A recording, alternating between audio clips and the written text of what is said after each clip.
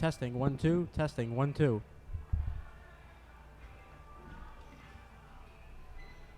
Test 1 2 3 4. Who? Am I hearing that? Is that your headphones? I'm hearing you from?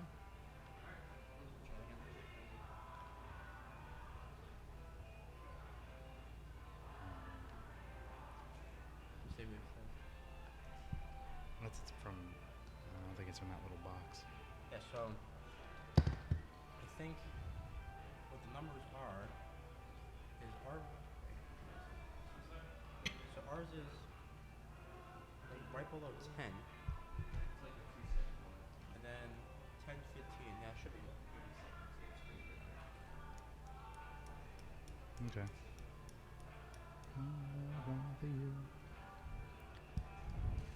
Sweet home Alabama. Right. Where skies are blue. Yeah.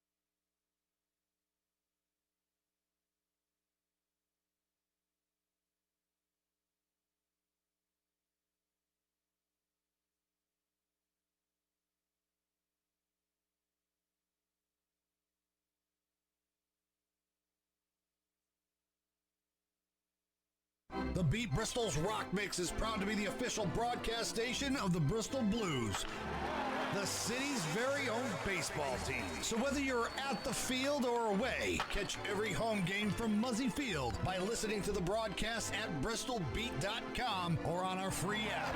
This year's winning combination, Bristol Blues Baseball on Bristol's Rock Mix, The Beat.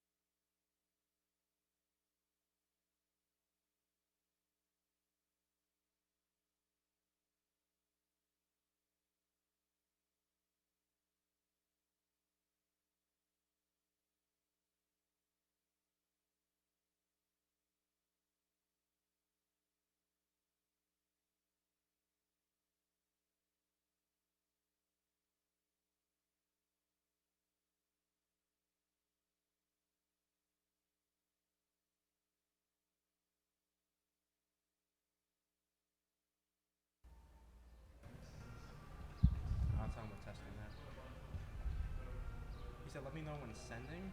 It must mean the test. 'Cause we said he got the link, right? Yeah. Okay. Alright. Can tell him now.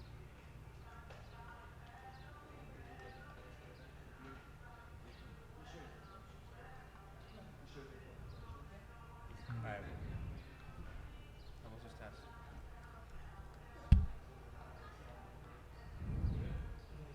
Testing 1 2 3. Testing 1 2 3. Testing 1 2 3. Testing 1 2 3.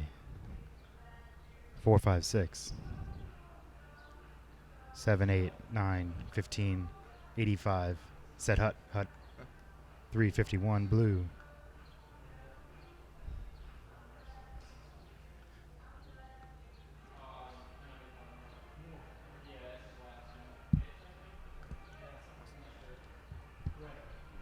So should we mute it then? You can just mute our two mics. Oh yeah. Leave the other one open. Yeah, just mute the other two. The first two.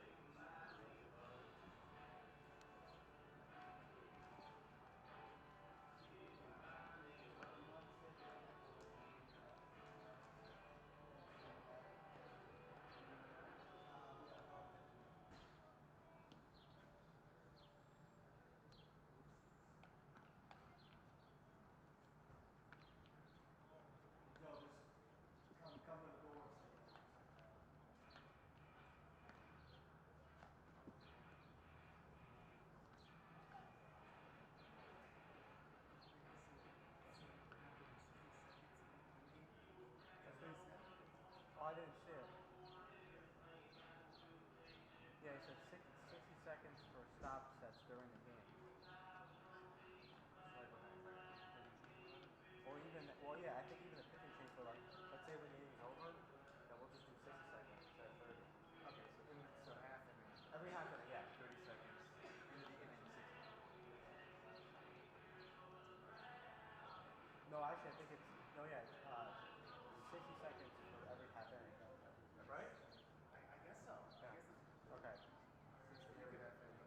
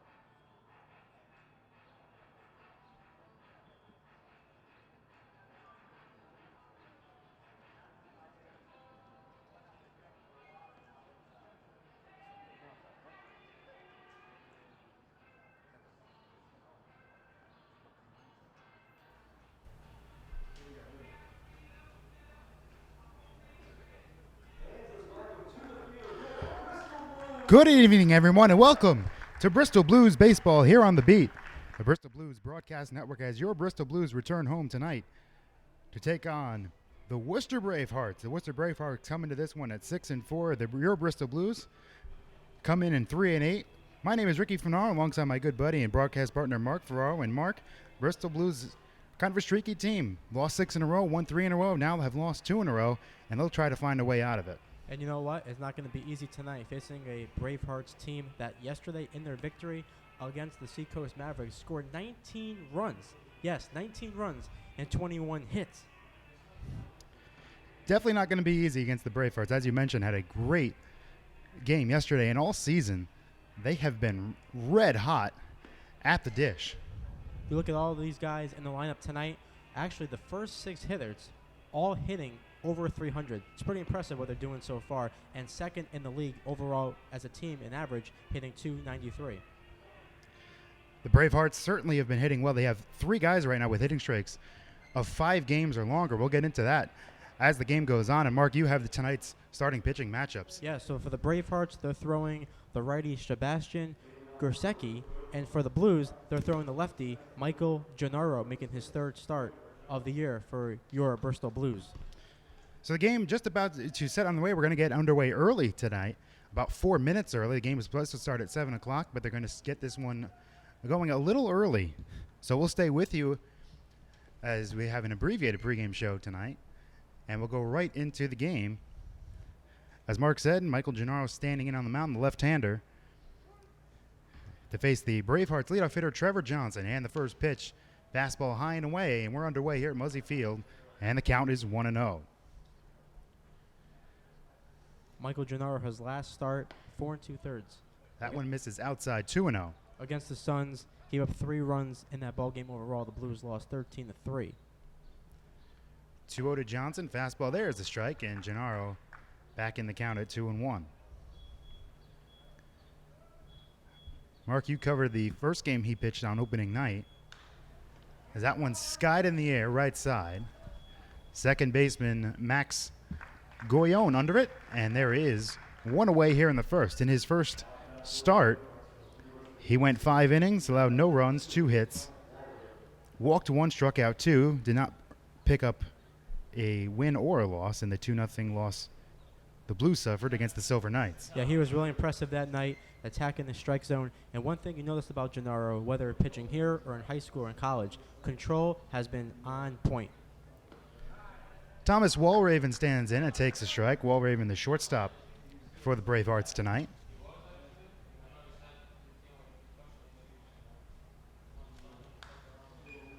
Oh, 1 is fouled away, and Gennaro ahead in the count 0-2. And now last year, Gennaro, as a junior at Babson College for the Beavers, 6-2, 2.90 ERA, 4 complete games, and in 68 innings, only 5 walks. 0-2, that one's nubbed foul, first base side and out of play. That is a pretty good ratio. Very Michael Pineda, Rick Porcello-like.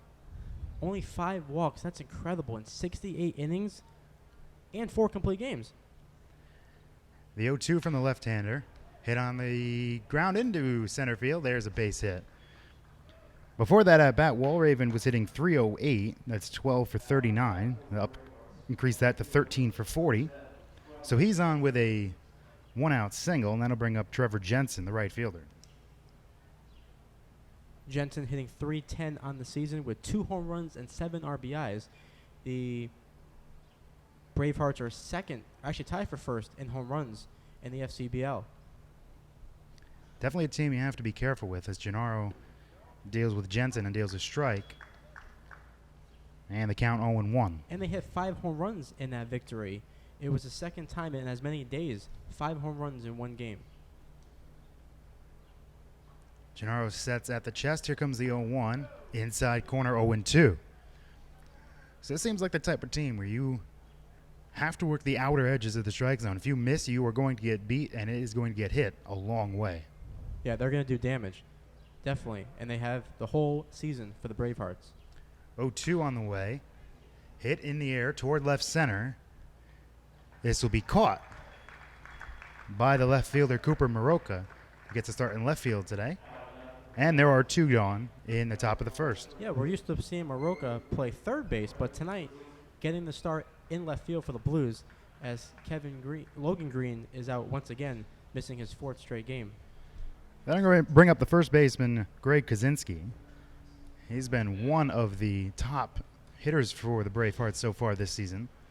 Gennaro sets. Here's the first pitch, and that one is fouled third base side and out of play. And Kaczynski last night in that victory, he was only 5 for 6, had 4 runs scored, and the most amazing thing, no RBIs. That is about as weird a line as you can see. You can get all those hits, score 4 runs, and yet not drive in a runner. He's only hitting .524 on the season. Doesn't qualify yet for the batting average, but once he does, he'll be right at the top. Here's the 0-1 from Gennaro. Runner goes. Pitch outside. Throw to second by Zbierski. He's in there, so a stolen base for Walraven. Good throw by Zbierski, but it was just a little late, right on the money, which is good to see after the night he had the other night, throwing a couple balls into left field with runners going to third base. That and all those pass balls that went by him, too. 1-1 pitch misses outside, 1-1. Yes, definitely a good sign for Zbierski. That was a good, solid throw there. And Walraven just able to get in underneath the tag of the shortstop Frasca covering. 2-1 is popped behind the plate. Zbierski running, and he will run out of room. So the count 2-2. And that was Walraven's 2nd stolen base early on in the season for the Worcester Bravehearts. So Gennaro right here, make that pitch. It's 2-2 right now, 2 outs, runner on second, no score, top first. Make that pitch, get out of the inning, and let the Blues come to back and do some work against Sebastian Gursicki. 2 balls, 2 strikes, 2 outs, top of the first. Runner at second. Gennaro setting at the chest. Deals slow breaking ball, and he struck him out, and Gennaro gets out of the mini jam here in the first. After half inning, no score. On the beat, Bristol Blues Broadcast Network. Do you have questions about your retirement? Ameriprise Private Wealth Advisor Christopher Fry can help. With the exclusive Confident Retirement approach, you'll work together to develop a retirement roadmap to get you where you want to go. Call Christopher today at 860-621-5657. His office is located at 100 Queen Street in Southington. The Confident Retirement approach is not a guarantee of future financial results. Investment advisory products and services are made available through Ameriprise Financial Services, Inc., a registered investment advisor. Go to bristolbeat.com ads directory keyword retirement. Welcome back to the Beat, Bristol Blues Broadcast Network. No score as we head to the bottom of the first inning.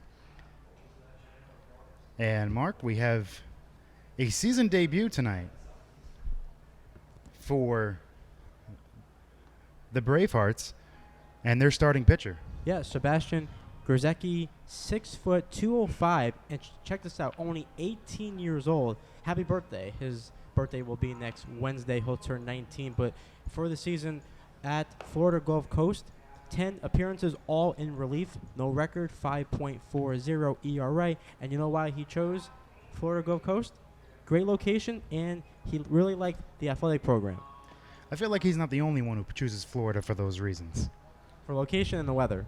I feel like a lot of people do that. But he seems like a... You know, he's a fairly tall guy, big guy. As we watch him warm up here, seems like he throws fairly hard. So we'll see what they have, the Bravehearts, and they're very young for this, but even for this league, a very young right-hander. Yeah, I think out of all the people we have seen so far, I think he is the youngest one. Might be his first career start since high school, because, like we said, 10 appearances in college, no starts, and that will make the first one tonight for the Bravehearts. Getting it started against Gursicki is the second baseman, Max Goyon, who's moved up to the leadoff spot. He had a home run last night in their loss to the Dirt Dogs and plays shortstop. Goyon standing in, hitting .217. That's 5 of 23. As the first pitch from Gursicki is skipped right to the backstop, so interesting start to the game for the young right-hander. Had to get the jitters out. Little nerves. First start of the season in the FCBL. 1-0 on the way to Goyon. And he gets that one over. Seems a little calmer there, and the count 1-1. As I mentioned, Goyon hitting .217 in 7 games. Has a double and a homer and 2 RBIs. 1-1 is fouled right side and out of play, and the count 1-2. It'll be Goyon, Frasca, and Guillemette, the top third in the Blues batting order here in the first inning. Taking a long time between pitches. Here comes the 1-2. Breaking ball hit on the ground to second, and Goyon is retired. 1 away here in the first. Nice start there by Jezierski, starting off his young career, getting a ground ball, get that first out of the way. And usually with the first out, it will make things a lot easier for him on the mound. That'll bring up the shortstop, Jake Frasca. He's 9 for 39 on the season. That comes out to a .231 batting average. Has hit 2 long balls, has driven in 4 runs, and has scored 3 times.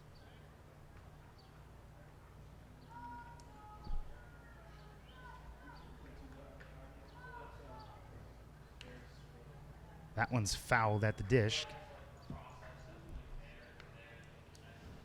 And the count quickly 0-2. And speaking of Jake Frasca last night, Rick, he actually pitched an inning in relief for them last night. Did give up a few runs, but did not play shortstop and actually made an appearance on the mound. The 0-2. Breaking ball struck him out way out in front of that one. So Frasca down on strikes. 2 quick outs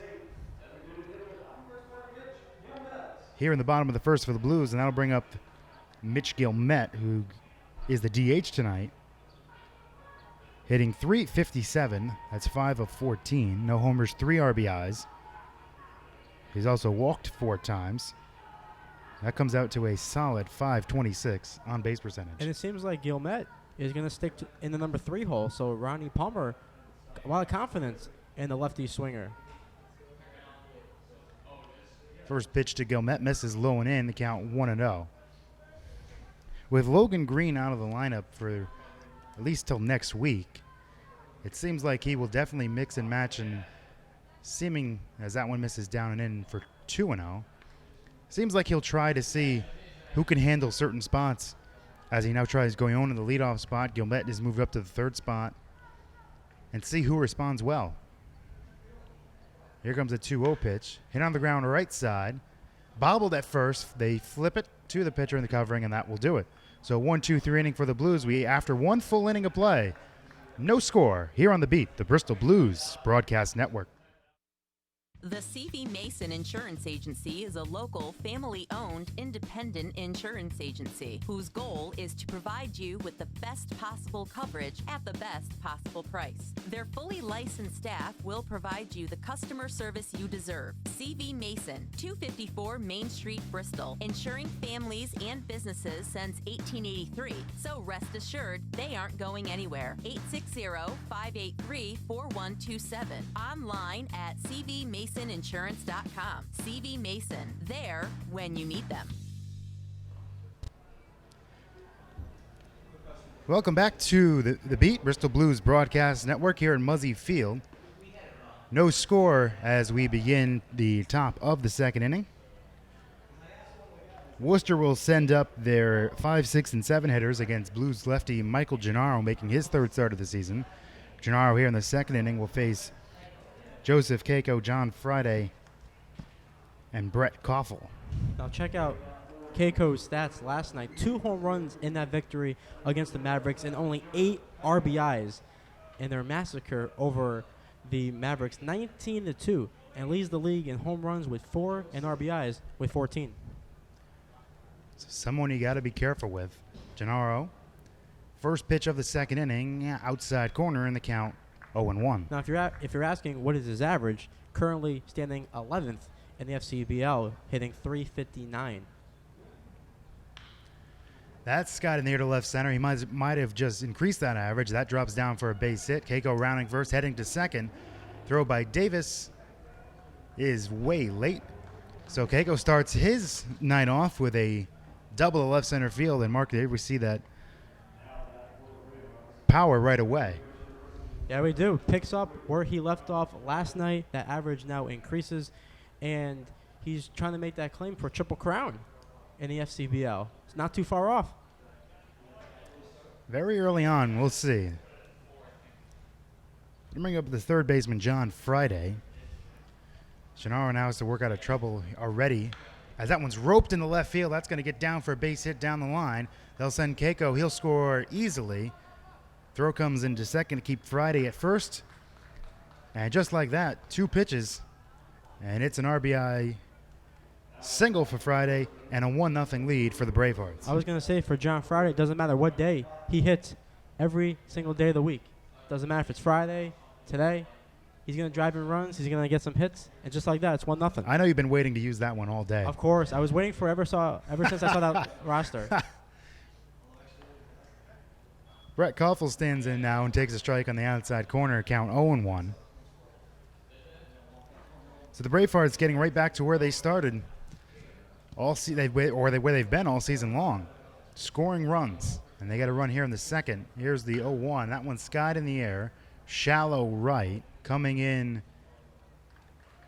is Grover to put it away, and there is one away here in the second. And Koffel actually had one of those home runs last night and drove in 3 runs. Before that out, Koffel was hitting .229. That's 8 of 35. Mariano Ricciardi will stand in and takes him on outside 1-0. Ricciardi kind of with a squat there in the batter's box. That one hangs outside 2-0. Kind of, if you remember Brian Giles of the Padres. I do. Kind of similar kind of stance. Here comes the 2-0. That one outside corner 2-1. He had the brother Marcus Giles as well. The second baseman? Yep, former Atlanta Brave. That's right. Also, perhaps a little Nori Aoki. As that one's in on the ground a second. Let's see if they can turn 2. There's one, not going to get the return throw to first. So fielder's choice to score at 4-6. 2 out here in the second. And Kevin Duty will stand in for the Bravehearts. Yeah, Gennaro, what does he say his favorite baseball moment has been so far? Well, attending Greenwich High School, their run in the state playoffs a couple years ago. Throw to first to take on Ricciardi. Speaking of Aoki for 1 second, he might not play as much now because the Astros called up one of their best hitting prospects, Derek Fisher. They did call him. I did not notice that they called him up. They did today. That one's outside 1-0. No relation to the ex-Knicks head coach, by the way. Now, the Astros have been playing so well. Here's the 1-0 pitch, as that's outside 2-0 to Duty. They've been playing so well. You're really going to bring up another guy just to make him even better. That Astros team is very scary. Oh, they're loaded for sure. That offense 1 through 9, all of them can hit. 2-0 pitches hit weakly on the ground outside of first and foul. Count 2-1. Or the Bravehearts are trying to compete with the Twins last night, who scored 20 runs and got 28 hits in their victory over the Mariners.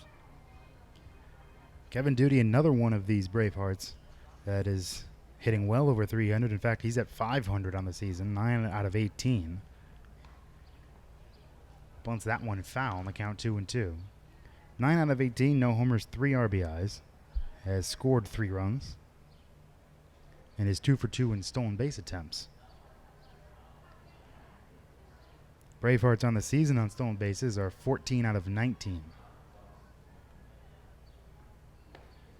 That one's high 3-2, so the runner will go from first with a 3-2 count and 2 outs. As I just noticed, as we see through the crowd here, a very good crowd tonight, a Darryl Strawberry vintage Mets shirt, as that's high ball 4. So Duty extends the inning with a walk, and we go back to the top of the order in Trevor Johnson. Oh, that's a great jersey right there. As well as our PA guy tonight with his jersey he's wearing. Roy Hobbs jersey.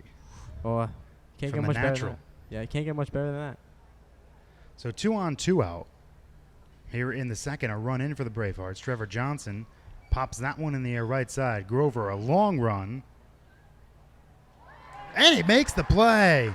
What a fantastic play by Brandon Grover. Full sprint into the corner of the Bravehearts bullpen to end the inning and help Gennaro out. After an inning and a half here at Muzzy Field, 1-0 Bravehearts. Here on the beat, the Bristol Blues Broadcast Network.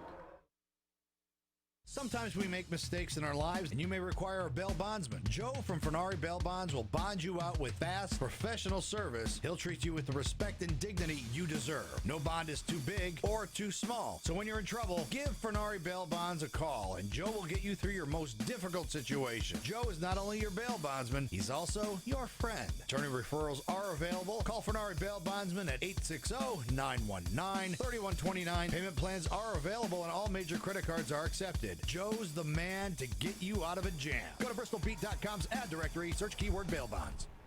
And we are back here at Muzzy Field in the bottom of the second as the Bravehearts have a 1-0 lead over the Bristol Blues. Show off your team's colors with some new Blues merchandise. There are two ways to do this. Either check out bristolbluesstore.com or stop by the store at 357 North Main Street. Call 860-582-2583. That's 860-582-2583. Been picking up some Bristol Blues swag as of late. I got my Bristol Blues hat on right now, which has a nice 2017 All-Star Game patch on the left side. Very good looking hat. Very nice, along with the FCBL logo on the right side. So a couple patches on the hat you can pick up, as Mark mentioned, at the store in the middle of Bristol or here at the game or online. Still looking for that trucker hat. We go to the bottom of the second. Cooper Maroka will lead it off for the Blues. 1-0 Bravehearts lead it, as that one misses down and away from Sebastian Gruzecki, and the count 1-0. Who back in 2016 was named Midland Wachusett League All-Star and co-MVP. 1-0 to Maroka. That inside corner that misses 2-0. Maroka on the season, hitting 115, 3 hits and 26 at-bats, has a homer and 2 RBIs. Gruzecki deals high, and they count 3-0. Good way to start the inning here. If you're Maroka, work or walk, get on base, and let Grover, the next hitter on deck, do some work and tie this game up at 1.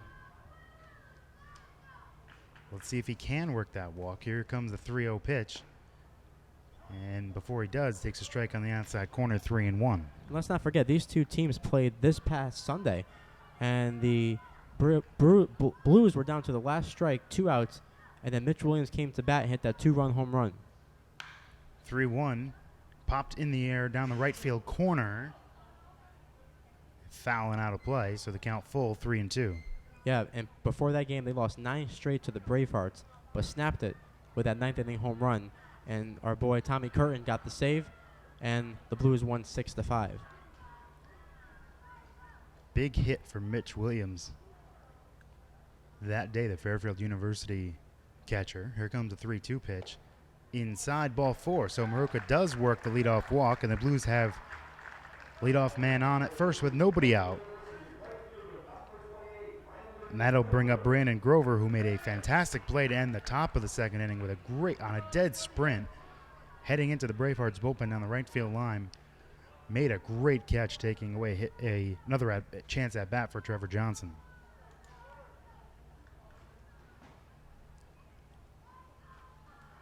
Anytime you can steal outs like that and get outs like that and take away at bats from these Bravehearts hitters the way they've been swinging is a good thing. Of course. Grover swings and pops that one, foul out of play. The count 0-1. I mean, the firepower on this lineup is crazy, and to think that they're almost going to catch the Brockton Rocks, whose average entering tonight's game is at 299, so not too far behind from first in the league. Here's the 0-1 to Grover. Hit on the ground. The first, this might be 2. 3 to 6 to 1, but it gets away. Grover heading to second base, and he will get in there. So that will be an error, allowing Grover to get to second base. error on the shortstop. So Grover gets the second and 1 out. And that'll bring up Josh Zabierski. Yeah, so far in the season, Zabierski hitting 136. But we'll look to drive in the first round of the game for the Blues, as you don't want to leave Grover on here at second. You want to get him home. And Zabierski has a chance here.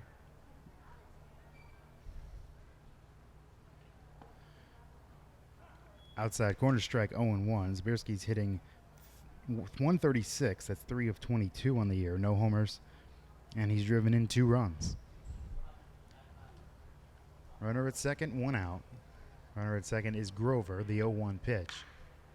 Hit in the air, fairly deep center field. This one is going to be caught! Grover's going to have to get back to second base. Will he get there? Yes, he's out at second base. Oh, what a fantastic play out in center field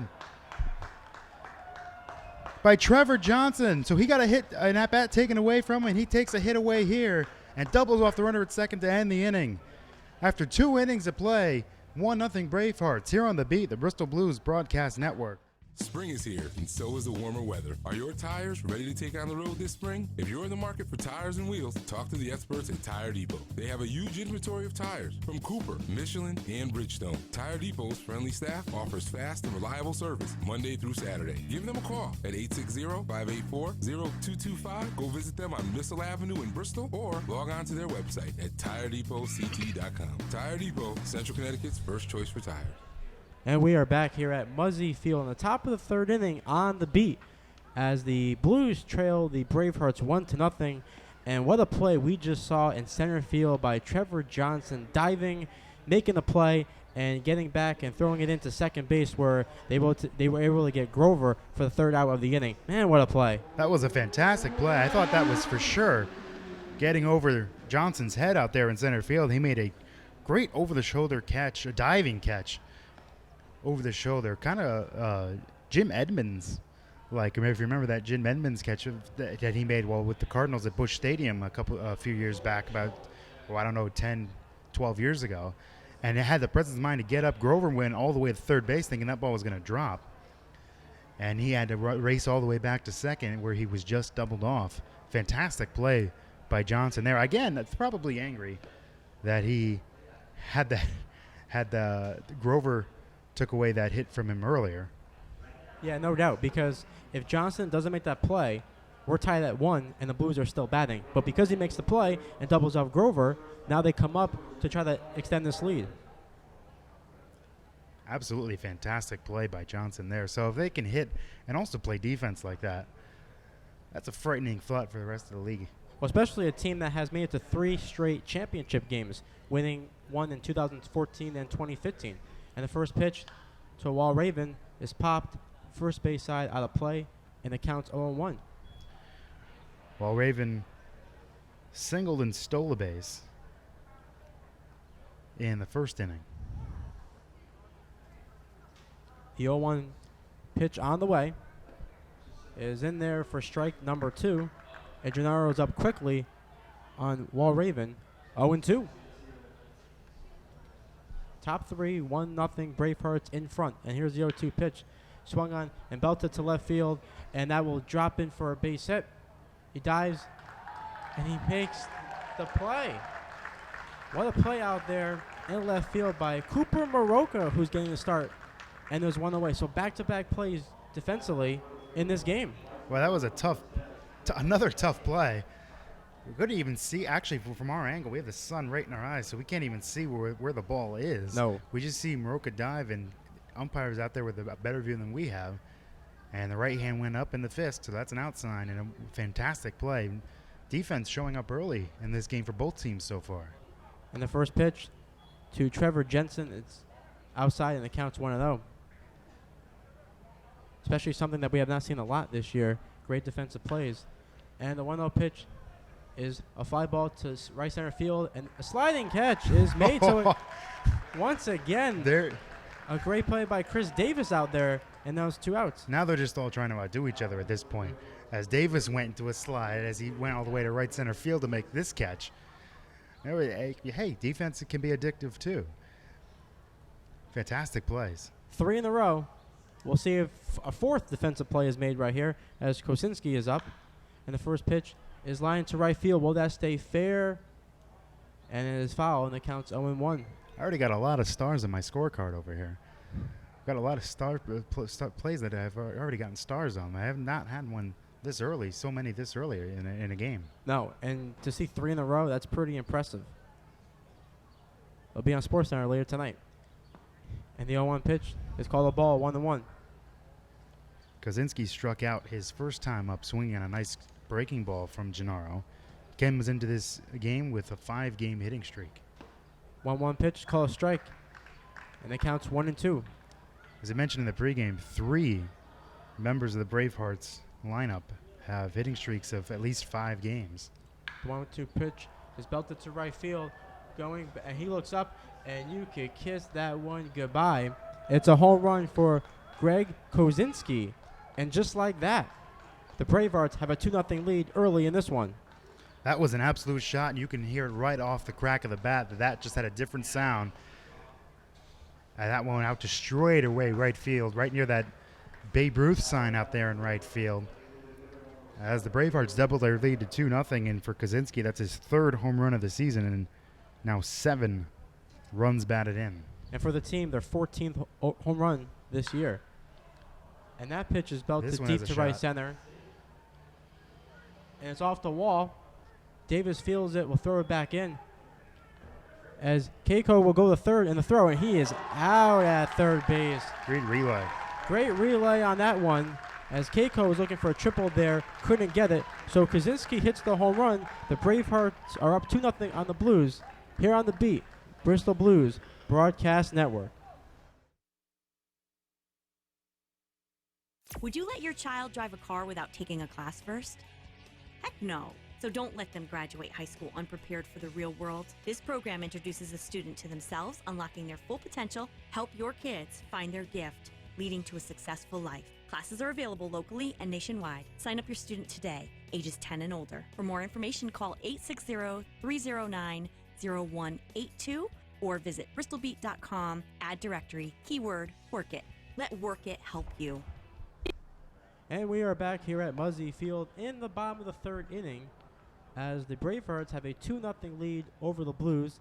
And Rick, we saw in that top of the 3rd a home run, a shot by Kosinski, who now has 6 hits in his last 8 at-bats and gives them a nice cushion so far in this game over the Blues. Now, that's a nice way to extend a hitting streak with a bomb to straightaway right field. So now extended his hitting streak to 6 games, which gives, as we mentioned, 3 guys had hitting streaks of at least 5 games. Kosinski extended his with a home run. Friday extended his with a single in the 2nd, and Trevor Johnson's the only one who needs to extend a hitting streak. He's 0 for 2 so far. But you can see why this team is hot the way they are when they hit the baseball like that. The Blues, on their end, they're going to have to keep up. Gennaro's going to have to try to hold him and try to let his offense come back. And now stepping up to the plate for the Blues, hitting 7th tonight, is the first baseman, Kyle Pileski. As he waits for the first pitch here in the bottom of the 3rd. And is grounded to short, or the 3rd baseman coming in. He steps and throws, and there's one away. So Pileski is out at first. And I'll bring up Mark Tomosa, the 2nd baseman. Pileski wasn't hitting that well coming into that at-bat. 4 of 21. That's a 190 batting average. By the way, on that last play that ended at the top of the 3rd, on the double that Keiko was trying to extend into a triple, if you're scoring at home, you scored out 8-6-5. And here's the first pitch to Tomosa. He actually shows bunt, pulls it back. And Gruzecki is up on the count 0-1. So far the rookie in his first start looking impressive, and especially a few runs on the board for him, only going to help him out even further. And the 0-1 pitch, low and outside, 1-1. Tomosa on the season, hitting 200 even, 4 of 20. No home runs, 2 RBIs. He's also third on the team in strikeouts. 1-1 pitch is low, and the count's 2-1. Now let me give you a little comparison. Yes. So I think I'll wait after this pitch. Here's a 2-1 pitch to Tomosa, and that's low. And let's find out now. Gruzecki, Yes. my major league player comparison in terms of throwing motion and body type. Tommy Hunter. Okay, yeah, I can see that. And the 3-1 pitch is called a strike, and now the count is full. Now I can definitely see that. Even pitching repertoire, fastball, slider. That's kind of what Hunter now kind of relies on coming out of the bullpen. A little bit. Obviously not an exact comp, but. And the 3-2 pitch, grounded foul.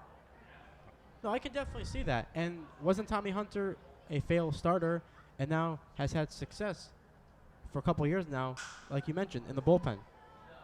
He has. So maybe a good, decent comp in more than one way. By the way, a nice pick in the dugout by Nick Roy on that foul ball. The 3-2 pitch is grounded to third. Now the shortstop will fire to first base, not in time, as the ball gets away from the first baseman. So Tomosa reaches on their first hit of the game, and now bringing up the number 9th hitter, the center fielder Chris Davis. Davis so far this season, we saw him lead off a few games in the immediate aftermath of Logan Green's injury. Now he's batting 9th, hitting 143, 5 hits and 35 at-bats. Has not hit a home run, has also not driven in a run. And there goes Tomosa, and the pitch is fouled off. So just as the Bravehearts have a lot of guys that are hitting well, the Blues have a lot of guys that are struggling. They do have their guys that are hitting well, but more so they have guys that are struggling a bit. And it kind of points to their struggles early in the season, where they've been fairly inconsistent. Where they're winning 6 in a row. The 3-game winning streak happened. They were hitting well, and now the past 2 games it's kind of gone the other way. And the 0-1 pitch is grounded to the pitcher. He'll throw the first base wildly. It gets by the first baseman. Tomosa goes to third, and they're going to send him home. We'll see if there's a play at the plate. A play will not be made. Tomosa scores. Davis goes to third. And just like that, the Blues are creeping back into it as they trail 2-1. So not a good play by the pitcher there, Gruzecki. And Mark Tomosa, rounding third, took a wide turn, and he actually ran into his manager, Palmer, waving him home. Almost prevented him from scoring. I've seen a lot of things. I don't believe I've ever seen a guy run into his third base coach before.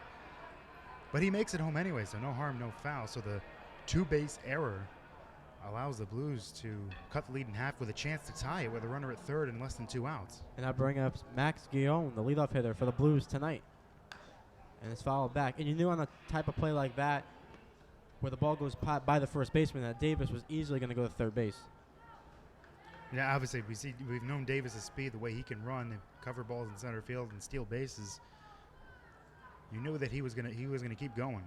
And the pitch to Guillaume. Oh, strike number 2 as Guillaume got full on that one. And you see here, the defensive alignment for the Bravehearts have a first baseman and third baseman that are both on the grass. So they have those 2 guys in. The shortstop and second baseman are back.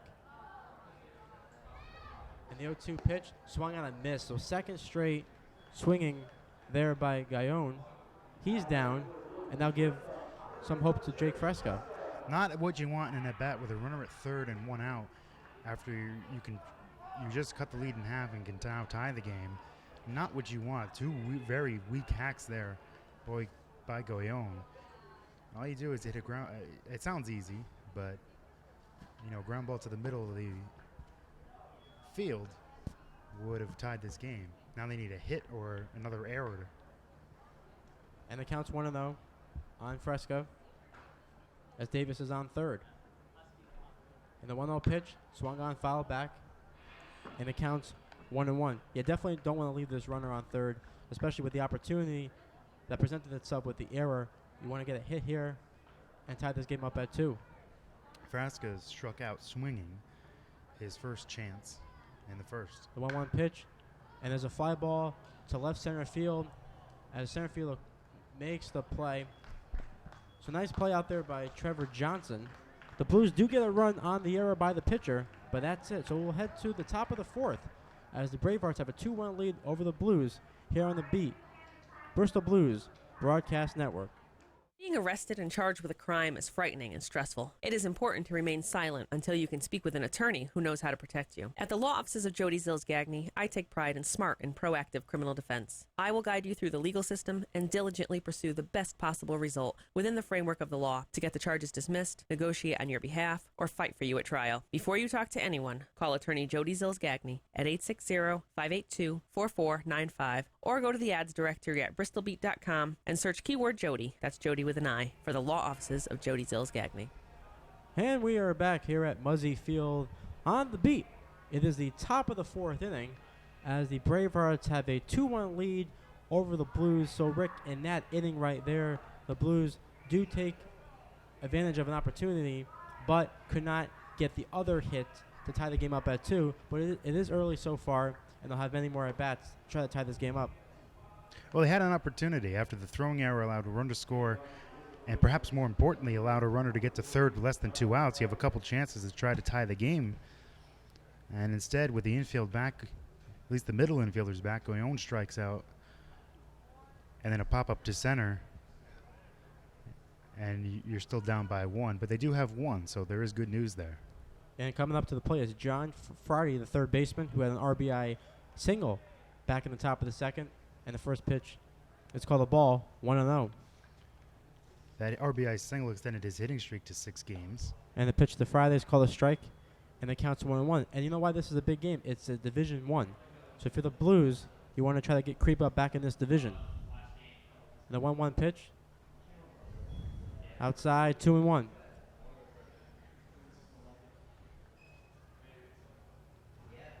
Friday on the season. Ground ball to short, steps and throws, and there's... Oh, he dropped the ball at first base. He dropped it, so there's an error on the play as Friday reaches. So Pileski dropped the ball there, and now they bring up the catcher, Brett Coffey. Yeah, I'm not sure what happened there. The throw was low, but it wasn't in the dirt, easily catchable. And kind of like Chris Carter with the Yankees last night, the ball hit his glove, but he just missed it. And the first pitch is Coffey is line foul. Don't get me started on him. And it counts on 1. I know Yankee fans everywhere are kind of annoyed at the first base situation after Greg Berg went down, and now Chris Carter has played first, and Matt Holliday, who's not a natural first baseman, has been over there. So kind of a little deja vu of the Yankee game last night. And the 0-1 pitch, first base side. Will that reach the stands? Yes, it will. And it counts 1-1. Yeah, it's pretty simple. You DFA Chris Carter, you send down Ref Snyder. Okay, GM. And you call up Tyler Austin, who's been hitting well in AAA, and have Greg Bird back up here. If Brian Cashman is listening, please take Mark Ferraro's advice before he has some kind of medical issue. Here's the 0-2 pitch, and that's fouled back. And it counts 0-2. When you look at the standings in the FCBL right now in the West Division, where the Bravehearts and the Blues both play in, the Pittsfield Suns are 8-3 in first place, but have lost 3 in a row. Yeah, had that long winning streak, and now all of a sudden, just can't seem to find them back their way in the win column. The 0-2 pitch in the dirt. Did he check his swing? Did he go? No, he did not. And it counts 1-2. So they're struggling to find it, but so while they're losing, other teams need to take advantage of them. Hopefully the Blues come back tonight would be a nice way to do so. 1-2 pitch is also low. And it counts 2-2. And Pileski, going back to Pileski, even though he dropped that ball, he's made a couple nice plays playing first base since Grover's moved to the outfield. He's made a couple nice over-the-shoulder catches over there at first base. The 2-2 pitch is lined to second base. There's one back to first. And there's a double play. Get back to the good defense now. There you go. So nice 4-6-3 double play. And just like that, there's 2 outs. And then comes Mariano Ricciardi at the plate. And Mark, while we have the chance, we want to give a shout-out and a congratulations to the 3 former Bristol Blues players who were selected today. First pitch is fouled back. on the third day of the Major League Baseball draft. 3 former Blues players, all of which have played for the Blues back in 2015, got selected in the draft today. And that pitch is belted to center field. Davis is waiting for it, and he'll make the catch. And we'll get to that thought right after the inning, as the Bravehearts had an opportunity there, but waste it. And we'll come back in the bottom of the 4th as the Bravehearts have a 2-1 lead here on The Beat, Bristol Blues Broadcast Network. The Beat Bristol's Rock Mix is proud to be the official broadcast station of the Bristol Blues, the city's very own baseball team. So whether you're at the field or away, catch every home game from Muzzy Field by listening to the broadcast at bristolbeat.com or on our free app. This year's winning combination, Bristol Blues baseball on Bristol's Rock Mix, The Beat.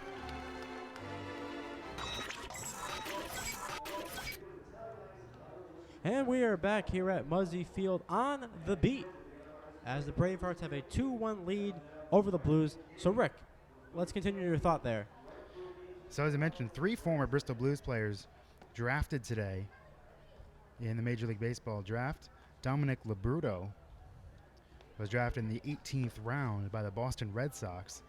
He was the 551st pick overall.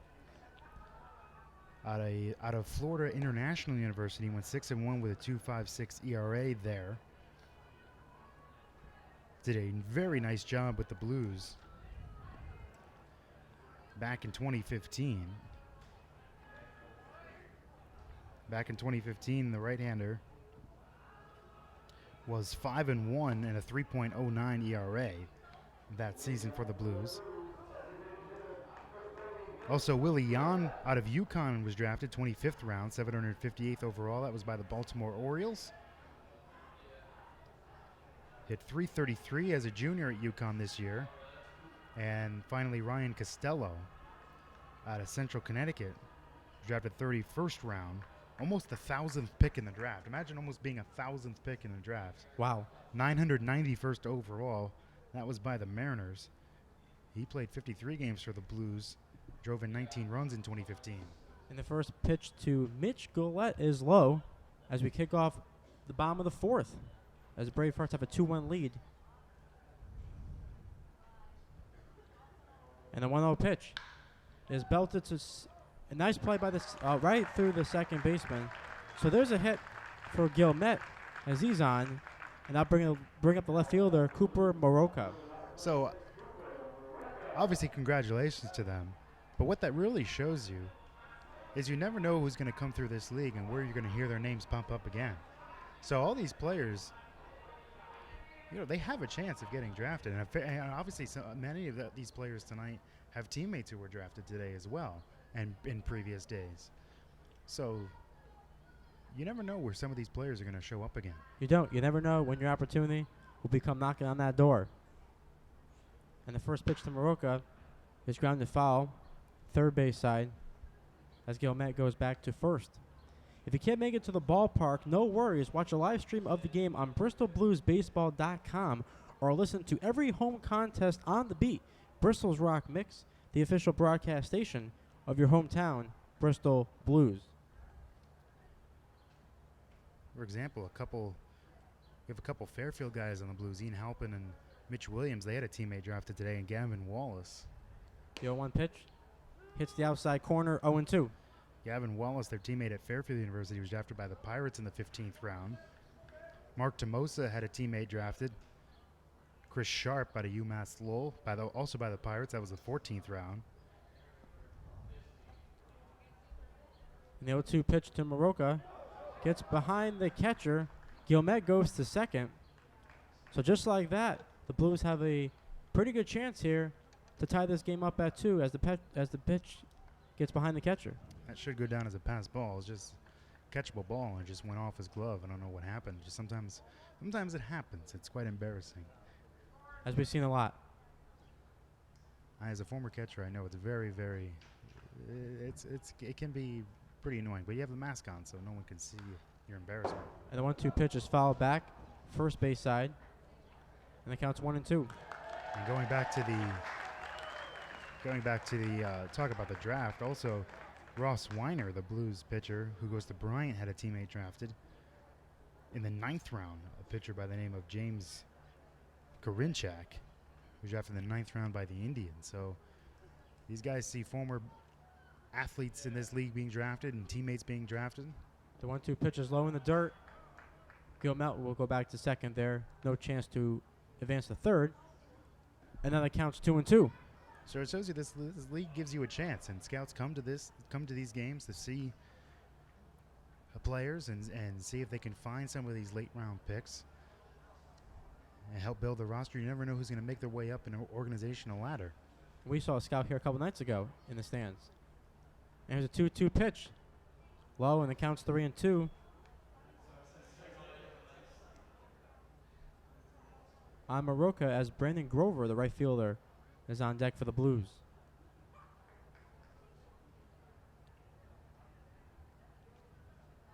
And the 3-2 delivery on the way to Maroka is belted to left field, going back as left fielder, and he'll make the catch as Gilmette now races to third base, and the throw, he is in there.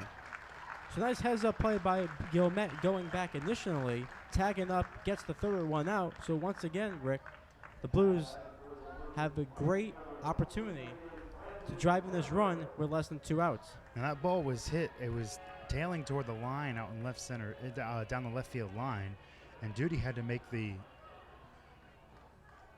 grab as his momentum was taking him into the left field corner, which means he had to reset himself and throw to third base. First pitch is a ball, and it counts 1-0. And he knew that he was not going to be able to make it the throw on the fly to third because momentum was taking him the other way. So he knew he had to hit a cutoff man. And because he had to hit the cutoff man, that delayed the throw back. So he's able to get the third safely. And the 1-0 pitch is fouled back, and it counts 1-1. And you see again with a runner on third and less than 2 outs, the first baseman and third baseman are both in, as the second baseman and shortstop are back. And the 1-1 pitch swung on right back to the mound. Nicely fielded by the pitcher. He flips to first, and there's 2 outs. So again, in that case, didn't get behind the pitcher. He stops it, and Gilmette has to stay at third. Bad luck, too. That was a hardly hit ball.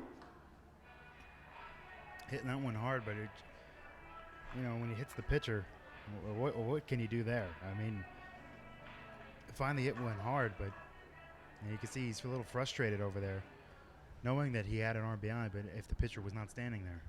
And now that brings up the catcher, Zaberski, with 2 outs here in the bottom of the 4th. And the first pitch on the way is called a strike, who almost had an opportunity to drive in a run earlier, but that was a great play in center field by Johnson.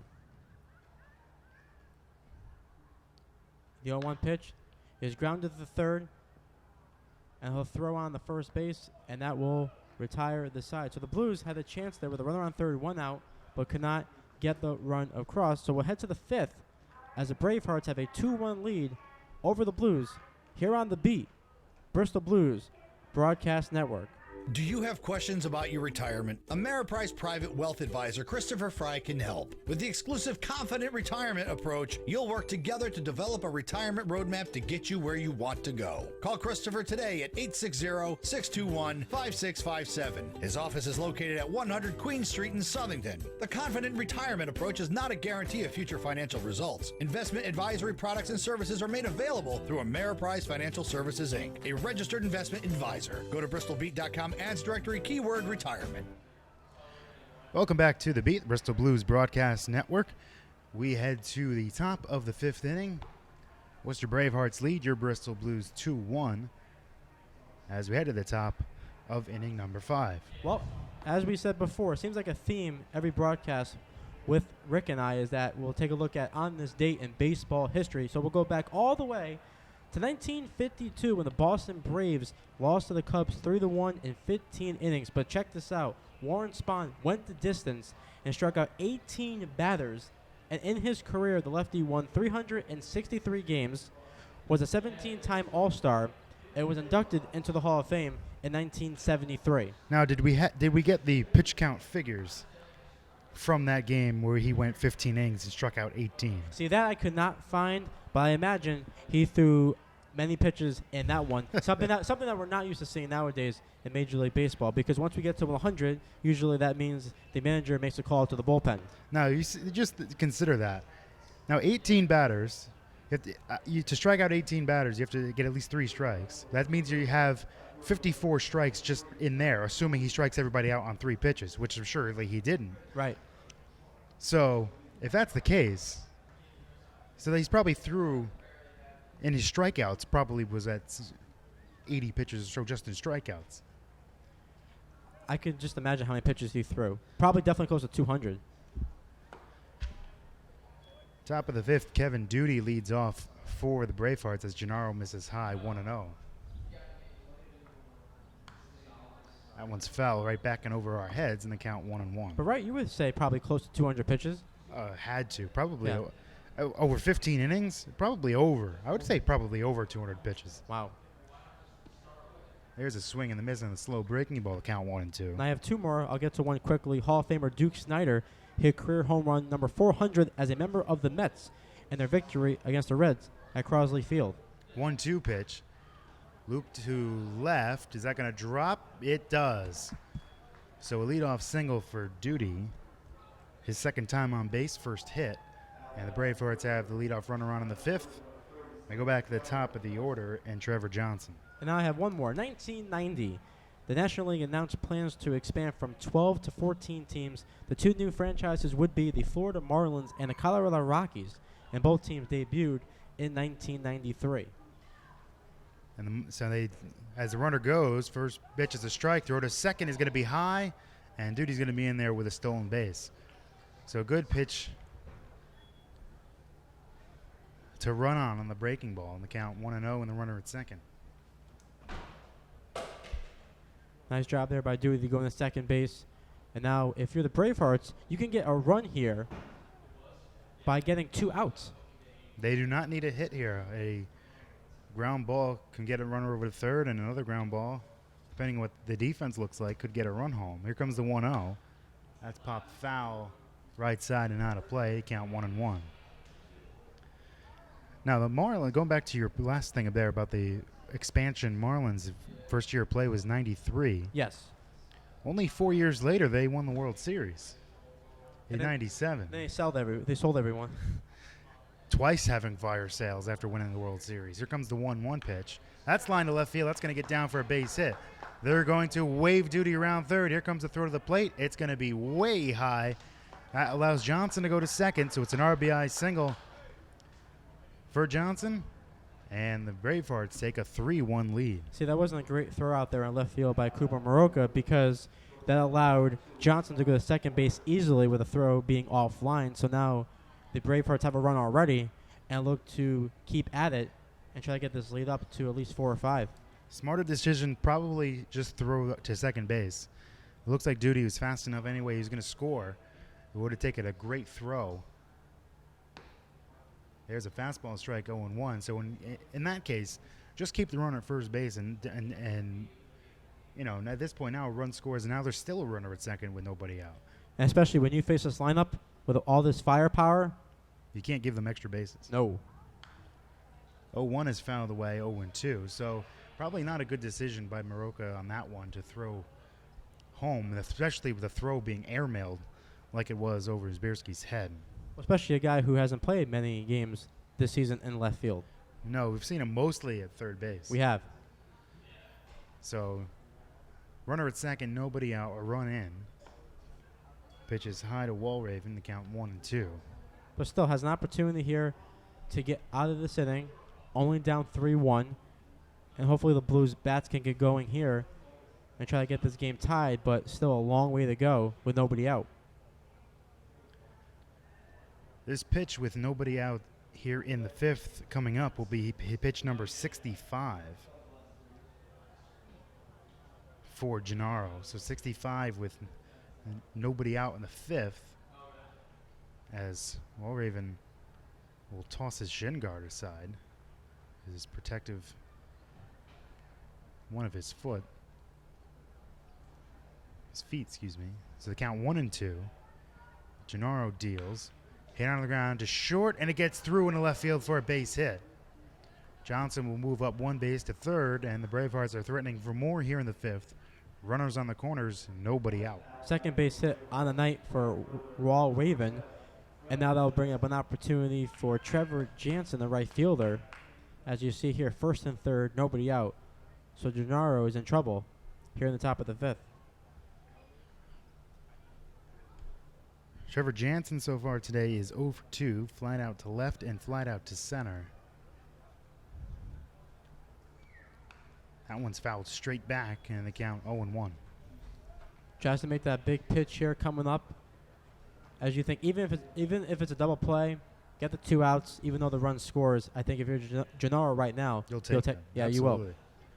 Just need outs at this point. In on the hands and fouled away. The count's 0-2. And working quickly here, again, the first 2 strikes, very important. So if I'm here, stay aggressive, attack the strike zone. Don't chase, because as we've seen in the past, or be wild, you don't want the ball getting behind Zaberski and giving them another free run. Gennaro sets at the chest. Here comes the 0-2 pitch. That one misses high, 1-2. Look how far he's out the third, the runner on third there, almost on the grass. Well, dancing. Yeah, Johnson's getting far. I mean, the lefty on the hill, as we see, there's a right-hander warming up in the Blues bullpen. That one's in on the ground, foul. He's getting a walking lead. Probably, I would say, almost a quarter of the way down the third baseline. Yeah, a little far there. But like you said, with a lefty on the mound, he can get pretty much as big of a lead as he wants. And Tomosa's not getting close to him. That's line. They caught. Can they get the double play? They can! A line drive perfectly placed for Tomosa to catch and then take a couple of steps and step on third base to get Johnson. So that big lead that he had came back to bite him. It did. As the big lead allowed Tomosa to get there and before he did at third base. So a double play the unusual way doesn't allow to run the score. But now you're facing a guy who had a home run back in the third, who's very hot at the plate right now, Kozinski. But at least at this point, you're facing him with still a 2-run lead and 2 outs at this point and only a runner at first. That line drive was perfectly placed. That's hit on the ground foul outside the first, count 0-1. Yeah. If you had to pick a double play to happen there, that's the kind of double play you want. Well, especially with the way that Johnson was out there on third base, a big lead, and right to the third baseman to get a double play. That's a looping line drive up the middle. Will somebody get to it? Goyon does, and it goes off his glove, and it trickles into left field. That's going to let the runner, Walraven, go to third. So it's runners on first and third, 2 out. A little looping single by Kozinski. Goyon tried to dive for it, and when he dove, he actually accidentally kicked it, and it went all the way into shallow left field. And now Kozinski is 7 for his last 9. So his average, which we mentioned before, was at .524 entering tonight's game, is going way, way up. That'll bring up Joseph Keiko, the DH. Doubled and scored in the second. As he skies this one right side. Goyon in shallow right. Grover coming in. It's going to be Grover making catch to win the inning. So nice dive by Gennaro, limiting the damage to just 1 run. At the end of 4.5 innings, it's 3-1 Bravehearts here on the beat, the Bristol Blues Broadcast Network. The CV Mason Insurance Agency is a local, family-owned, independent insurance agency whose goal is to provide you with the best possible coverage at the best possible price. Their fully licensed staff will provide you the customer service you deserve. CV Mason, 254 Main Street, Bristol, insuring families and businesses since 1883. So rest assured, they aren't going anywhere. 860-583-4127. Online at cvmasoninsurance.com. CV Mason, there when you need them. Welcome back to the beat, the Bristol Blues Broadcast Network. We go to the bottom of the 5th inning here at historic Muzzy Field on a fantastic evening for baseball. Beautiful. Not hot, not cool, just right in between. A nice Goldilocks night here at Muzzy Field. The Blues do trail it, though, as you head to the bottom of the 5th. They do trail the Worcester Bravehearts 3-1. Now, are you Bristol Blues fans out there? Get those calendars out and write these dates down, because the Blues have a quick turnaround tomorrow as they will host the only 1 win North Shore Navigators tomorrow afternoon at 1:35. Then the Blues have a day off on Friday and will return to action on Saturday on the road against the Seacoast Mavericks. First pitch is scheduled for 6:35. We'll be here for tomorrow's game. Tomorrow's games will be fun. A nice first afternoon game we get a chance to call. Yes, and we brought our pillows, and we'll be sleeping in the booth tonight. Now, the Blues have played a morning game. That was on the road. It was a 10:35 game. But this is our first home game that's been in the afternoon. First pitch to Kyle Pileski misses low. The count 1-0 to start the bottom of the fifth. 1-0 on the way, and that's again low, 2-0. But so far, you have to like what you see out of the pitcher, Sebastian Gruzecki, making his first career start and only allowed 1 run and 2 hits so far against his Blues offense. Sets at the chest, the 2-0 pitch to Pileski. Low, 3-0. So he has looked good so far, limiting the damage, and the 1 run they did get was a result of an error by Gruzecki, ironically enough. Here's the 3-0 pitch. Outside, ball 4. So a 4-pitch walk to Pileski, so maybe the bat will ignite the Blues this half inning. So they get the leadoff runner, and that'll bring up Mark Tomosa. Yeah, we'll see how short of a leash the manager of the Bravehearts, J.P. Pine, will have. Second-year manager, currently the head coach at Clark University. Go Cougars, as he's been the head coach there for a couple years, and led them to 18 wins, a school record in 2016. First pitch to Tomosa is fastball outside corner 0-1. Tomosa is 1 for 1. His 1 hit was a single. He came around to score. That was in the third. Pileski a short lead at first base. Here comes the 0-1. That's foul right side out of play. And everybody hope you have your car insurance back there. And going back to Pine for 1 second, was the manager of the Bravehearts last year when they went to the championship but lost to the Silver Knights. But ironically enough, Rick, he was the assistant coach of the Silver Knights back in 2012 when they won the championship.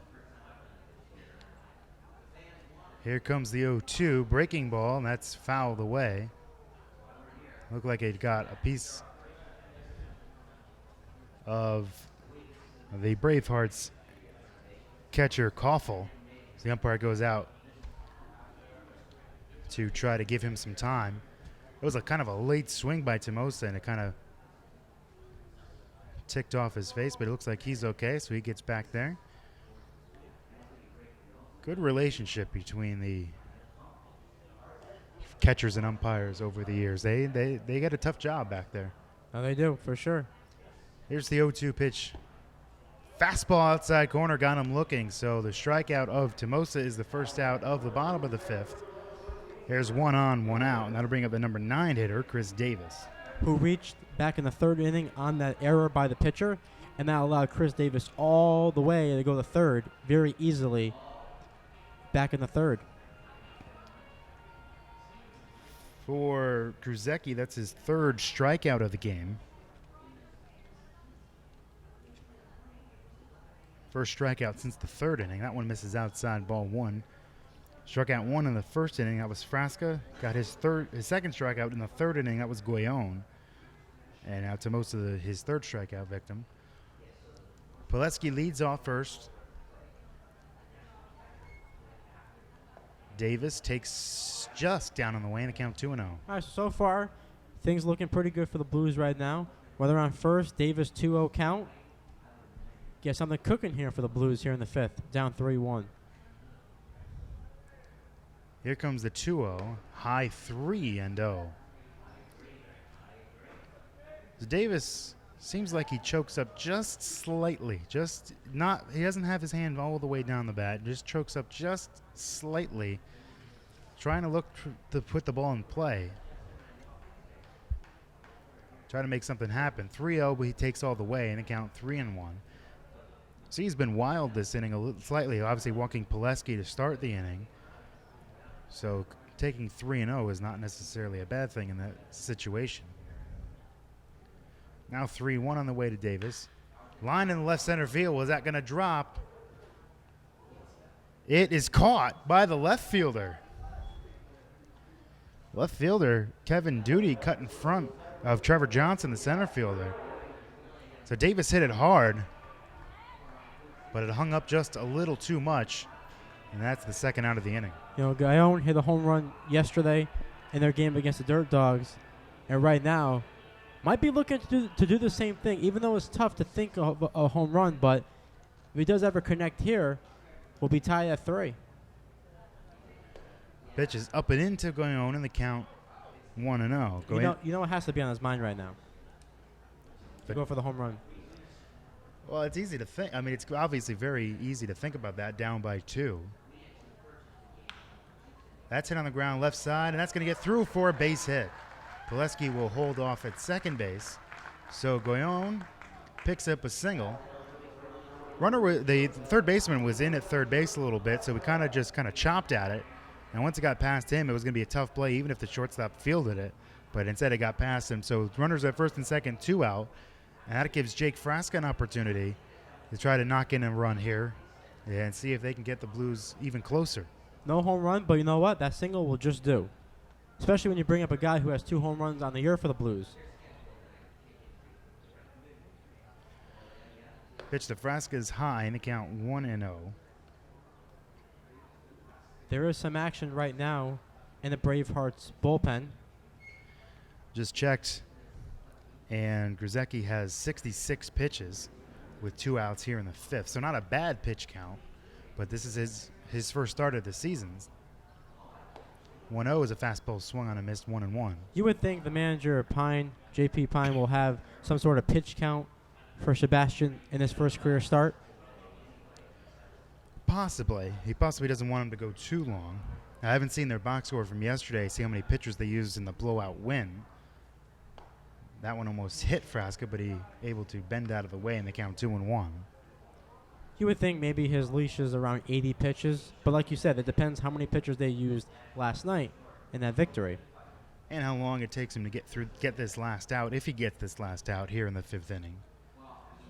Here comes the 2-1. Big lead at second base. That one's fouled away. Count 2-2. Pileski got 2 or 3 big hops over at second base. He was halfway to third.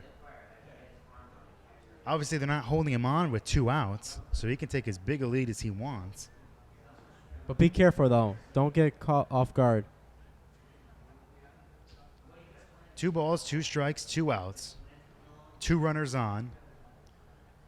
Here comes a 2-2 to Frasca. Breaking ball misses down and in. That will release the runner. So the Blues have an opportunity here with the runners going in 2 outs. A base hit, depending on where it is, could mean 1 or 2 runs. It could for them.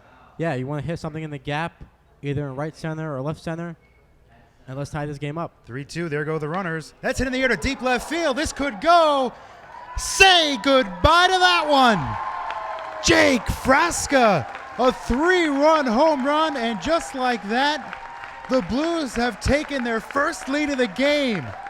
An absolute bomb to straightaway left field, probably about 362 out there, as he hits his 3rd home run of the season.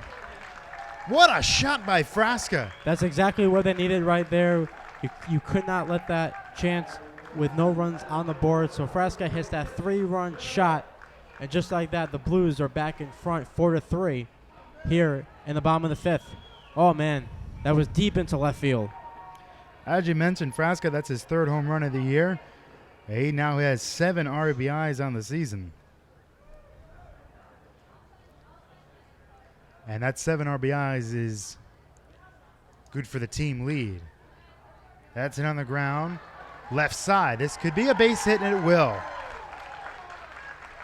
Perfectly paced. Little kind of swinging bunt right in the triangle there between the pitcher, third baseman, and shortstop, and neither of those guys could field it. Now they're going to have a conference on the mound to try to calm down Grzycki a bit after the home run and now the single by Guillemette. Now this is a good job here by the Bravehearts, going out to the mound, settling down their young pitcher. But yeah, Gilmet now has 2 hits in his last 2 at-bats, and there's still a great opportunity here for the Blues to tack on more runs. Don't stop at just 3, but man, that was exactly what they needed in that spot. So I mentioned about Goyon hitting the home run, but Fresca delivers, and now they have the lead. Just one batter later. That's right. So you almost had it. Almost there. So that'll bring up with 2 outs and a runner at first, Cooper Moroka. The left fielder is 0 for 1. He walked in the second and flied out to left in the fourth. Gilmet leads off first. That's skied in the air right side. This will hang up and be caught by the right fielder Jensen. But the big fly, Jake Frasco with a 3-run home run, puts the Blues out in front.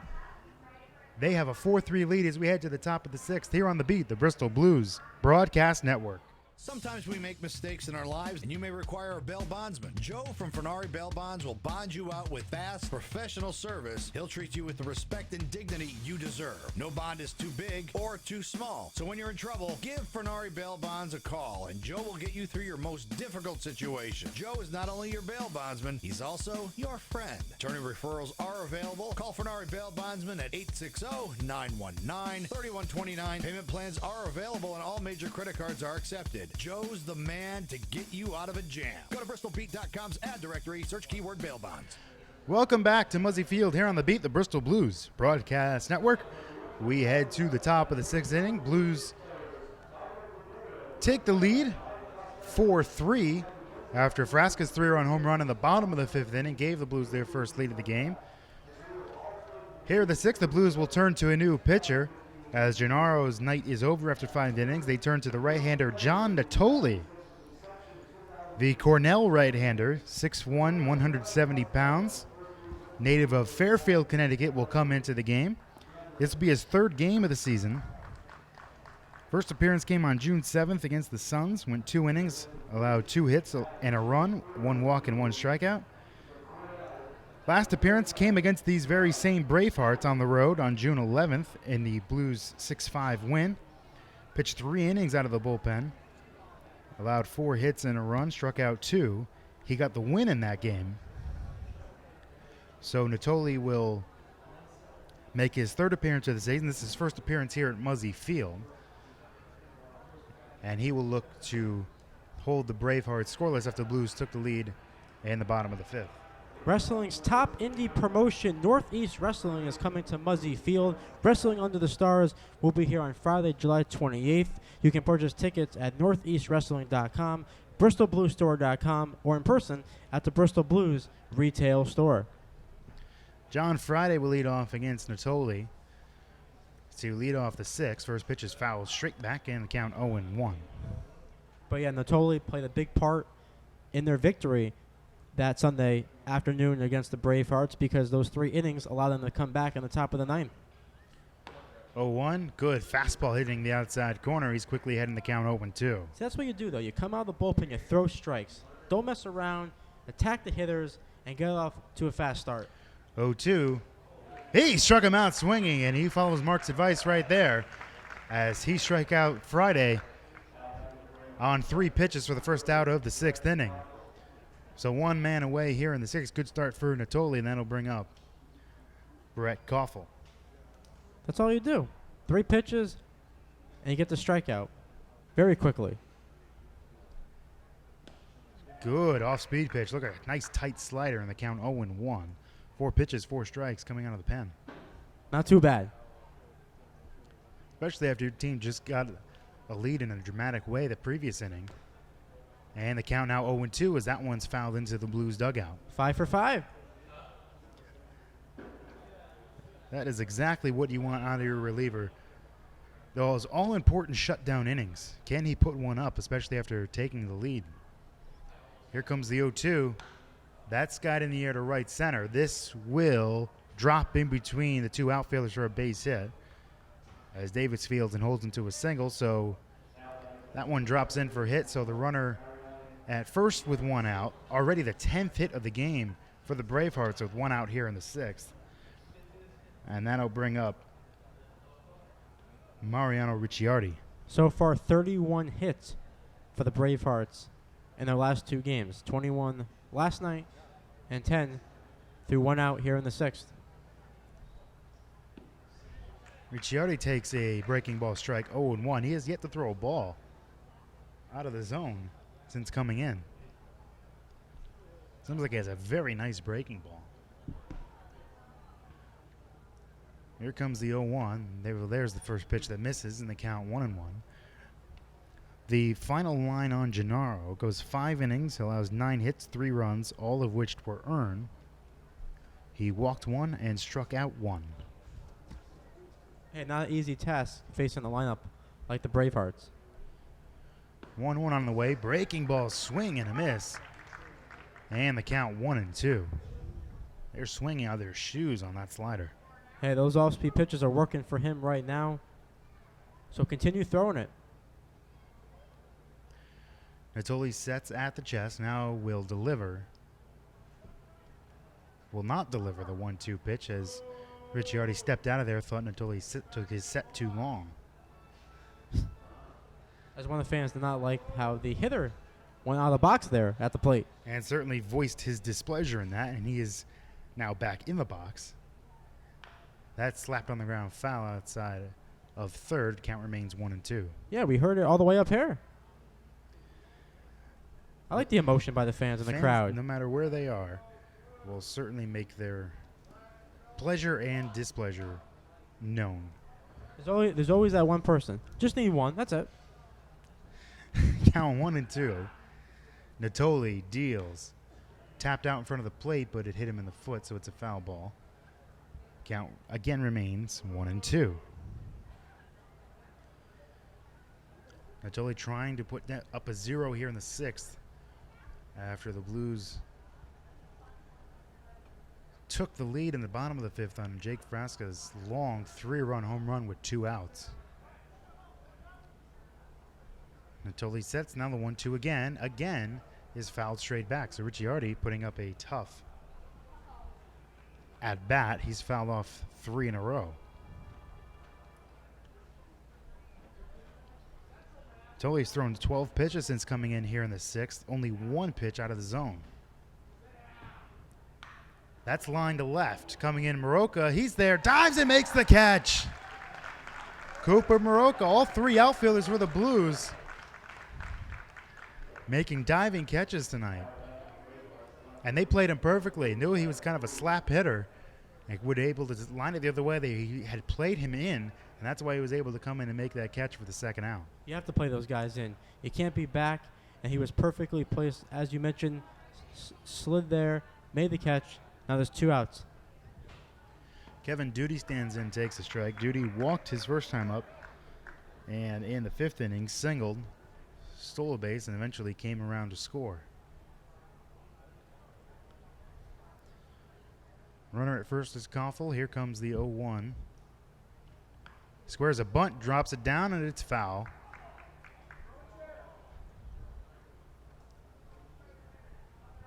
A little questionable there with 2 outs.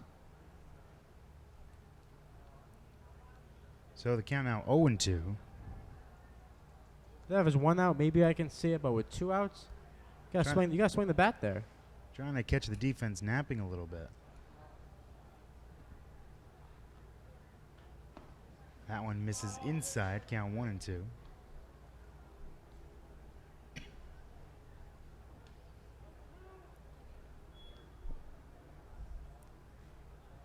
Natoli sets at the chest. Here comes the 1-2 on the way. Swing and a miss. Good tight slider, and that will retire the side. Good inning for Natoli. We head to the bottom of the 6th inning. 4-3 Blues here on the beat, the Bristol Blues Broadcast Network.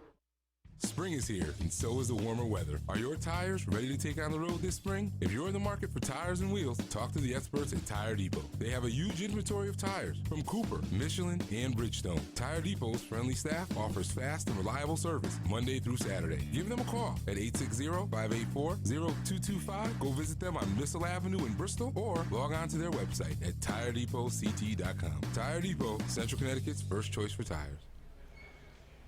And we are back here at Muzzy Field in the bottom of the 6th inning as your Bristol Blues have a 4-3 lead over the Bravehearts. And we'll take a look at the FCBL scoreboard for Wednesday, June 14th. Currently in the top of the 7th inning, the Martha's Vineyard Sharks and the Seacoast Mavericks are tied at 0. In the top of the 6th, the Broxton Rocks have a 1-0 lead over the North Shore Navigators, who will be here tomorrow afternoon at 1:30. And in the bottom of the 6th inning, the Dirt Dogs lead the Silver Knights 3-0. New pitcher for the Bravehearts is the right-hander Tyler Lone Star. Despite his last name, he is not a native of the Lone Star State.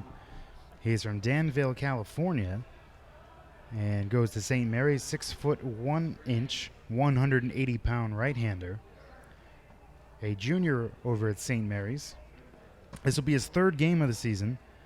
June 8th against the Navigators, went an inning, allowed a run, 2 hits, no walks, no strikeouts.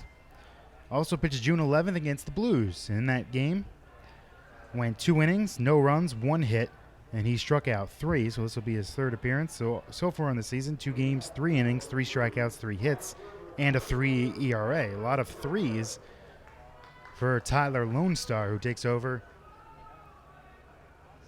in place of Gruzecki, who had pitched fairly well over the first few innings until we reached the 5th. Right, and that home run right now, as it stands for Jake Fresca, that 3-run shot is the difference in this one for the Blues and the Bravehearts. Brandon Grover, the right fielder, will lead it off.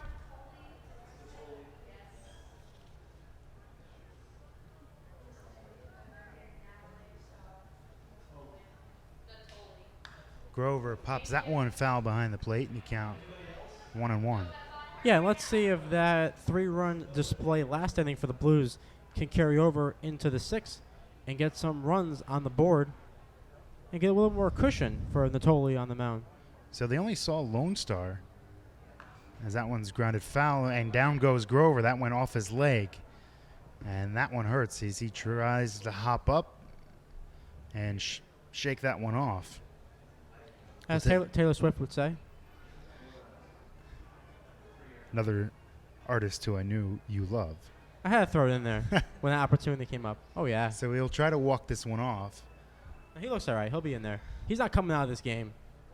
It's too important early in the season. That one certainly hurt. Went straight down. Looked like it went off his shin or ankle, just trying to walk it off. Use his bat as a cane a little bit, kind of noticeably limping as he walks around near the first base side and trying to stretch it out a little bit. It's all right. Let Lone Star wait out there a few more seconds. Throw him off. We'll see how the Blues handle it with Lone Star. They only saw him a few days ago on Sunday. Obviously, I gave you the numbers. 2 innings, only got 1 hit off him. Struck out 3 times against him, so let's see if they've made some adjustments from Sunday. Second time seeing him, get that scouting report, make some adjustments, and we'll see what happens here as they face him in the 6th. So now Grover hops back in there with a 1-2 count, and he fouls that one straight back, and the count remains 1-2. Lone Star kind of has a hesitation in his delivery, which I'm sure throws many batters off. Again, foul back, 1-2, and he has the hesitation, but you don't know where he's going to take it pitch from pitch. Sometimes he pauses at the leg kick. On the pitch there, he paused as he went back. He pauses there as he goes back, 1-2. That one's in the dirt, 2-2. See a lot of pitchers doing that nowadays. We saw Johnny Cueto kind of start that trend of kind of pausing at different times. We kind of see Edison Volquez who kind of went to that. See, now he pauses there That's 3-2. And Volquez just recently pitched a no-hitter for the Marlins. He did, and he did it on a Maddox. Less than 100 pitches, which you wouldn't think of Edinson Volquez. He's not really a guy who is known for being efficient, but he threw a no-hitter with less than 100 pitches. 3-2 on the way to Grover. And he chased the bad one in the dirt and struck out. Catcher tags him out before he can trot down to first, so Grover down on strikes. And there is one away here in the 6th. Now bring up the catcher, Josh Zobinski. So far today, 0 for 2 at the dish. Flied out to center fielder, that double play, and then grounded out to third, back in the third inning. Pitches Zybierski hit on the ground to short. And he will be retired on one pitch. So 2 out here in the 6th. And that'll bring up Kyle Pileski. Who walked in his last at-bat in the bottom of the 5th. Despite getting off to a slow start this season, we saw, and obviously Zybierski grounded out to short there. He has been an excellent college hitter so far in 2 years. In 2 years, he's a .314 hitter in college as Pileski swings and misses there. So Zybierski's a .314 hitter in college in 2 years with .364 on base percentage. So he's definitely has the pedigree in college. He's shown it. So probably only a matter of time before he starts hitting. That one's fouled off Pileski, and Pileski's now going to have to go walk one off. He basically hit him in the same spot that Grover hit it, and he's using now his bat as a cane. Second time this inning we've seen this. But, yeah, just walk it off. He's a tough guy. He'll stay in there. And the count's 0-2. So far you got to see what you like out of Lone Star. Throwing strikes and trying to keep this lead for the Blues only at 1. He's still trying to shake off the pain there. And like Grover, he will get back in the box, down in the count. He's down in the count 0-2. Lone Star sets the pause, 2 pauses. 0-2 got him on a curveball. Good inning for Lone Star in the 6th. We head to the 7th inning in this one. 4-3 Blues. You're on the beat, the Bristol Blues Broadcast Network. Would you let your child drive a car without taking a class first? Heck no. So don't let them graduate high school unprepared for the real world. This program introduces a student to themselves, unlocking their full potential, help your kids find their gift, leading to a successful life. Classes are available locally and nationwide. Sign up your student today, ages 10 and older. For more information, call 860-309-0182 or visit bristolbeat.com, add directory, keyword, work it. Let work it help you. And we are back here at Muzzy Field on the beat in the top of the 7th inning as your Bristol Blues have a 4-3 lead over the Worcester Bravehearts as the Blues are 9 outs away from snapping their 2-game losing streak. Natolian for his 2nd inning had a good first inning in this one. He allowed a hit, struck out 2. Showed some nasty stuff, especially that good tight slider. So he'll try to hold him for a 2nd straight inning. Seems like it should be more runs in this game based on all the base runners we had in this game. The teams have combined for 3 errors and 15 hits, and yet only 3 runs for the Bravehearts and Blues with 4 runs. So seems like there should be a few more runs on this board. Yeah, you would think so. Definitely both teams had their moments when they couldn't have delivered more runs, but we still got 3 innings to go, and we'll see if the Blues can hold on here. Not going to be an easy task, as we talked about before, with this lineup of the Bravehearts.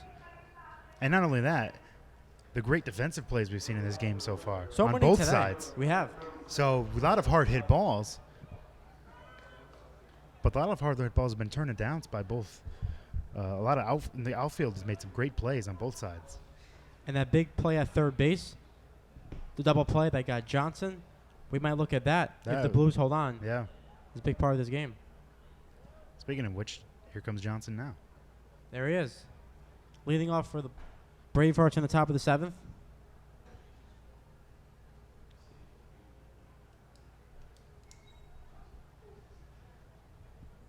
And we'll see the first pitch from Natoli. And the first pitch swung on, foul back, and the count's 0-1. Johnson extended his hitting streak to 8 games with an RBI single in the 5th. And here's the 0-1 pitch to Johnson. Swung on again, foul back, and the count's 0-2. And this is definitely a guy you don't want to reach on base. Has 5 stolen bases on the season, so the last thing you want him to do is reach here. Now this is Johnson's 8th game played. That 0-2 pitch is low. 8th game played this season. He's gotten a hit in all 8 games he has played in, which comes out to an 8-game hitting streak. Off to a fast start for the Bravehearts. And the 1-2 pitch. Call, strike 3. Johnson did not like the call, so Natoli strikes him out looking there, and there's one away, and that brings up the shortstop, Thomas Walraven, who has 2 hits today. Borderline strike, looked on the high and outside corner, might have just hit the corner. Johnson didn't agree with it. He kind of looked back and leaned back as if to say, oh, really? But it was so. And the first pitch is called a strike, and the count's 0-1. So Johnson now has struck out in his last 2 at-bats.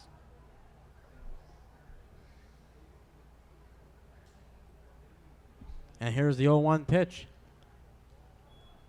Low behind the catcher, and the count's 1-1. As on deck is Trevor Jansen, the right fielder, who's 0 for 3 on the day. As we look around, both bullpens are quiet right now, so it looks like we're going to see. And the 1-1 pitch is gone to second. Nice hop. Throws to first, and there's 2 outs. So quickly, Natoli has 2 outs here in the top of the 7th. That was a nice hop there to Goyon. That ball came right up and hit him chest high. Couldn't have asked for a ball in a better spot. That looked like it might have hit, I thought it was going to hit the lip of the grass and maybe stay low and be a tricky bounce, but instead it came up right up to him. Tailor-made for the second out. So Natoli working fast here in the 7th, and the first pitch off speed is called a strike. Good slider there again. Showing a lot of confidence in the slider. Working quickly, working off the fastball-slider combination. And the 0-1 pitch.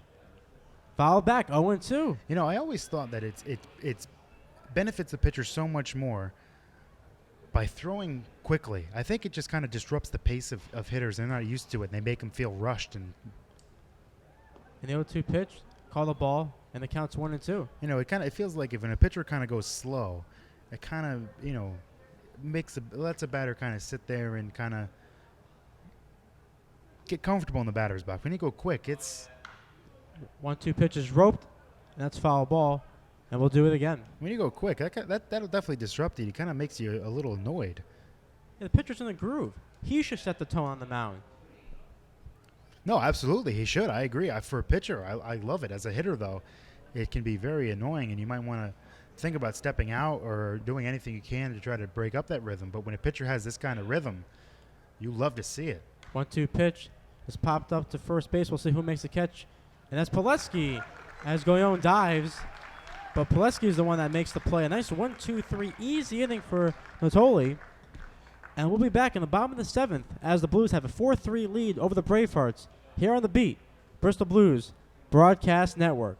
Being arrested and charged with a crime is frightening and stressful. It is important to remain silent until you can speak with an attorney who knows how to protect you. At the law offices of Jody Zills Gagny, I take pride in smart and proactive criminal defense. I will guide you through the legal system and diligently pursue the best possible result within the framework of the law to get the charges dismissed, negotiate on your behalf, or fight for you at trial. Before you talk to anyone, call attorney Jody Zills Gagny at 860-582-4495 or go to the ads directory at bristolbeat.com and search keyword Jody, that's Jody with an I, for the law offices of Jody Zills Gagny. And we are back here at Muzzy Field in the bottom of the 7th inning as your hometown Bristol Blues have a 4-3 lead over the Bravehearts and are 6 outs away from picking up their 4th victory of the season. Take a look at the Bristol Blues' upcoming home schedule. We are back at it tomorrow afternoon against the North Shore Navigators. That is a 1:30 start time. First afternoon game here at Muzzy Field this season. Next home game comes on Sunday, Father's Day. So if you want to get some tickets for dear old dad or granddad or whatever type of father figure in your life, Bristol Blues tickets would be a good thing to get for him. So that game is at 6 o'clock on Sunday against the Brockton Rocks, who were just here the other night. Also, every Sunday is $1 Hummel hot dog night. Hummel's hot dogs, one of the best hot dogs I've had. I love Hummel's hot dogs. Oh, they're good. That's also $1 on this coming Sunday. So Thursday and Sunday are next two home games for the Blues. And here's the first pitch, as Lone Star once again has that pause on the mound, and it counts 0-1 on Mark Tomoso, the third baseman tonight. And then the next game after that is next Tuesday. And here's the 0-1 pitch. Ground to the short. He steps and throws, and there's one away. It's a nice play by the shortstop, Walraven, as he retires Tomosa there for the first out. Second time Tomosa has been retired in this game. There on the ground out, struck out looking, and has also singled and scored. And that bringing up the number 9 hitter, Chris Davis, the center fielder, for your Bristol Blues. And here's the first pitch to Davis, is fouled back. And just a reminder, if you can't make it over here, the Muzzy, catch every home game of the Bristol Blues, the city's very own baseball team, on the beat. Bristol's Rock Mix. Bristol Blues baseball on the beat is truly a winning combination. And the 0-1 to Davis is low and inside, 1-1. As Lone Star tries to keep the one-run deficit here for the Bravehearts in the bottom of the 7th. And the 1-1 pitch to Davis. Swung on the belt to deep to right field, and the right fielder is on his horse, and he will not make the catch. That is in foul territory. That just missed. And it counts 1-2. That just missed dropping down the line out there in right field. Was not going to get to it, the right fielder. And it looks like Davis broke his bat. So he's going to have to get a new piece of lumber there, as that seemed like it went either just off the end of the bat or on the handle. So he's going to have to get a new bat. But that looked like just the last second went foul. And you know, if that ball dropped, Davis once again would have been on third with no problems. Davis so far in the day is 0 for 2. Reached on an error by the pitcher. That was in the third and lined out to left in the 5th. And the 1-2 pitch to Davis. Swung on and ground to first. The first baseman comes in and now will step on the bag, and there's 2 away. And that will bring up the leadoff hitter back to the top of the order. And the second baseman, Max Goyon, will step up. Goyon 1 for 3. Grounded to second, struck out, and has a single. And that single was a big single because that set up Jake Frasca's home run in the very next batter. That was the 5th inning. First pitch shows bunt, and it's foul first base side. But yeah, you're right. That base hit set up the dramatic 3-run shot. Also, could we just comment on the beautiful sunset going on right now here in Muzzy Field and center field? Some of the more beautiful sunsets in baseball here in Connecticut. The 0-1 pitch is called a strike. 0-2. Someone quick, take a picture. You know what? I may just take you up on that. And the count's 0-2. We'll post it on social media. You can follow each of us on social media and see it. Yeah, all those fun websites. The 0-2 pitch. Check the swing. Did he go? No, he did not, says the first base umpire. And the count's 1-2. Both Lone Star and Natoli doing nice jobs out of the bullpen, working very quickly, throwing strikes, not giving these hitters much time to think there in the box. And the 1-2 pitch in the dirt, 2-2. But yeah, you cannot ask for a better relief job out of these two guys. Natoli on the Bristol Blues side and Lone Star for the Bravehearts. And both working with fastballs, good fastballs. They're locating well, and off those fastballs getting good breaking pitches. And the 2-2 pitch swung on, foul back. So Gayon is making Lone Star work here very hard for that last out. Lone Star's only thrown 23 pitches since coming in at the start of last inning. And here's the 2-2 pitch. Swung on, popped up. We'll see who calls it. It will look like it'll be the shortstop, as he'll make the play there, Thomas Walraven. So the Blues go 1-2-3 here in the bottom of the 7th. We'll be back in the 8th as the Blues leave the Bravehearts 4-3 here on the beat. Bristol Blues Broadcast Network. The Beat Bristol's Rock Mix is proud to be the official broadcast station of the Bristol Blues, the city's very own baseball team. So whether you're at the field or away, catch every home game from Muzzy Field by listening to the broadcast at bristolbeat.com or on our free app. This year's winning combination, Bristol Blues baseball on Bristol's Rock Mix, The Beat.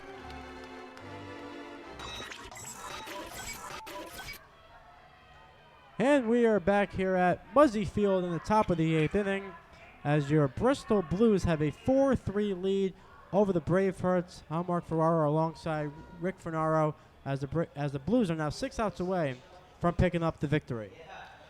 Blues fans, make sure you stop by Harvest Bakery, home of the best buns in town. They're located at 84 Farmington Avenue here in Bristol and have been serving the community for over 75 years. So 75 years, you know they're good.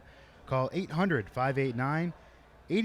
That's 800-589-8800. It is the official bakery of your Bristol Blues. And we will definitely make an effort at one point to stop by there before the game and grab some nice goodies along with the pizza San Gennaro, which is right here in Bristol as well. Starting to make me hungry here. Oh, I know. I'm sorry. I just feel a little rumble happening there. We might have to send somebody out. Huck, how do you feel about going out and getting grabbing some stuff? Yeah, he's not feeling it. We'll see if they have some pizza back over there. We'll see if there's any more left. Here's the first pitch in the top of the 8th inning. Swung on and belted to second base. And there's the first out in the inning. Oh, Natoli's looking really good, sharp this inning. Hey, he did it that past Sunday against the Bravehearts. And even though they'll see him for a second time quickly, he was having no issues against this lineup. Both pitchers actually have seen each other. Both pitched on Sunday against each other. That one's inside. Both pitchers saw these teams against each other just a couple days ago and have been pitching really well. And here's the 0-1 pitch. Is low in the count's 2-0 on Joseph Keiko, who coming in tonight's game once again leads the league in home runs and RBIs. And the 2-0 pitch is called a strike. Very dangerous hitter right now, Rick. You don't want to miss your pitch here with a guy who has 4 home runs on the season. No, he has 2 hard hit doubles, one of which he tried to stretch into a triple and was thrown out at third. 2-1 pitch is low and the count's 3-1. On deck is the third baseman, John Friday. But you're right. You definitely want to be careful here with Keiko because he's been swinging a very hot bat. And here's the 3-1 pitch. Swung on again, ground to second base. Goyon throws wildly to first base and gets behind the first baseman as easily Keiko goes to second. So a miscue there by Goyon. And we'll see, Rick, if this comes to backfire for the Blues here in the 8th. Oh, that was a very softly hit ground ball. Good pitch by Natoli. Jammed him. It was a slow ground ball. He was hustling out of the box, but still likely would have made the play with a good throw. Instead, he rushed it. It looked like he just threw kind of sidearm or underneath it and just threw it away. So an easy play is botched as Keiko goes to second with 1 out, and now you have to deal with Friday and Koffel. But nice move by Zaburski, going to the mound, trying to settle down the righty and say, hey, don't worry about that error. Come back and get these 2 outs, and let's still be up 4-3. And the first pitch is fouled back. For the Blues, that's their second error of the game. 4th error combined between these 2 teams tonight. So we saw all those great plays, 3 consecutive ones, and now a couple miscues for both teams here late. As Friday's up and an 0-1 count, runner on second. And the pitch, nice fastball, 0-2. He's been throwing a lot of sliders and breaking pitches. So now he comes back with a fastball, makes the fastball even look even harder. I think you throw so many, you start to have hitters sit on the breaking ball, and they miss the fastball. The 0-2 pitch just missed, and the count's 1-2. Good breaking ball. He definitely wanted that call right there to get Friday. But now the count's 1-2 as Coffey waits on deck. And here's the 1-2 delivery. Swung on ground the short. He'll throw on to first, and there's 2 away as Keiko moves to third, and now bring up the catcher, Brett Coffey. That ball was hit a little harder. I could see Frasca possibly going to third base. I mean, that's a ball hit right in front of you, and he broke immediately for third. That was hit just slightly harder. I could see Frasca going to third and trying to get the lead runner, but instead he took the sure out at first just to make sure he got outs.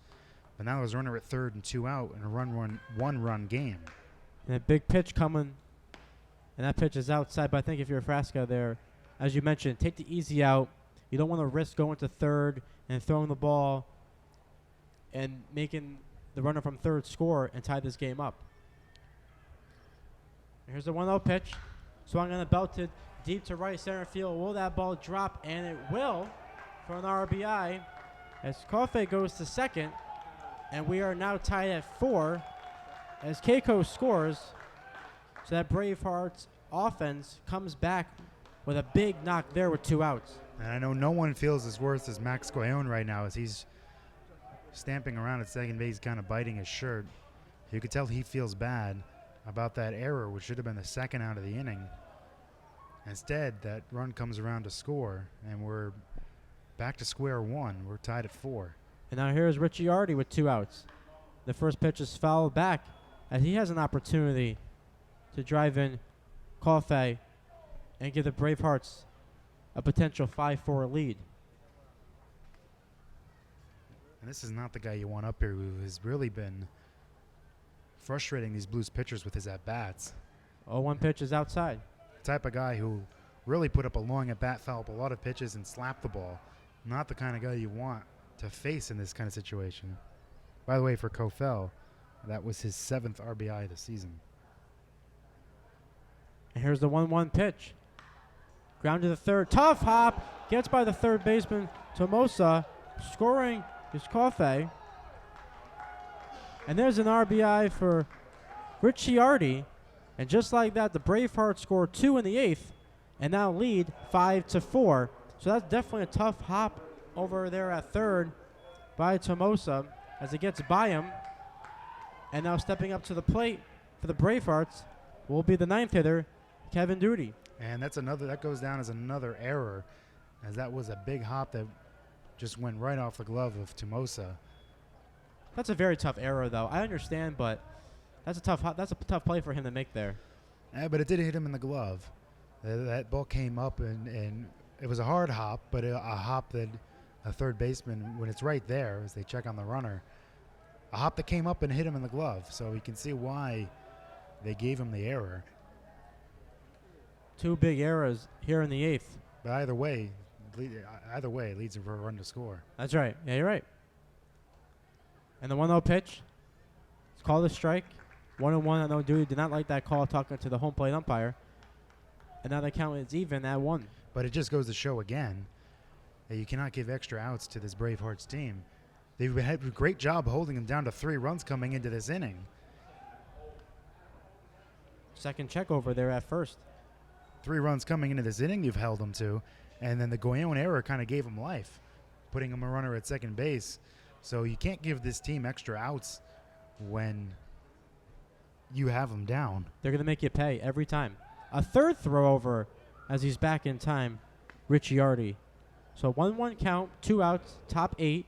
Bravehearts in front, 5-4. They're paying a lot of attention to Ricciardi. He's been not that successful in stolen bases, only 1 out of 3 in 1-1 steals. pitch again to Tomosa. Will he feel this one? He'll throw it to first, and he's safe. He beats it out, Duty, so he reaches.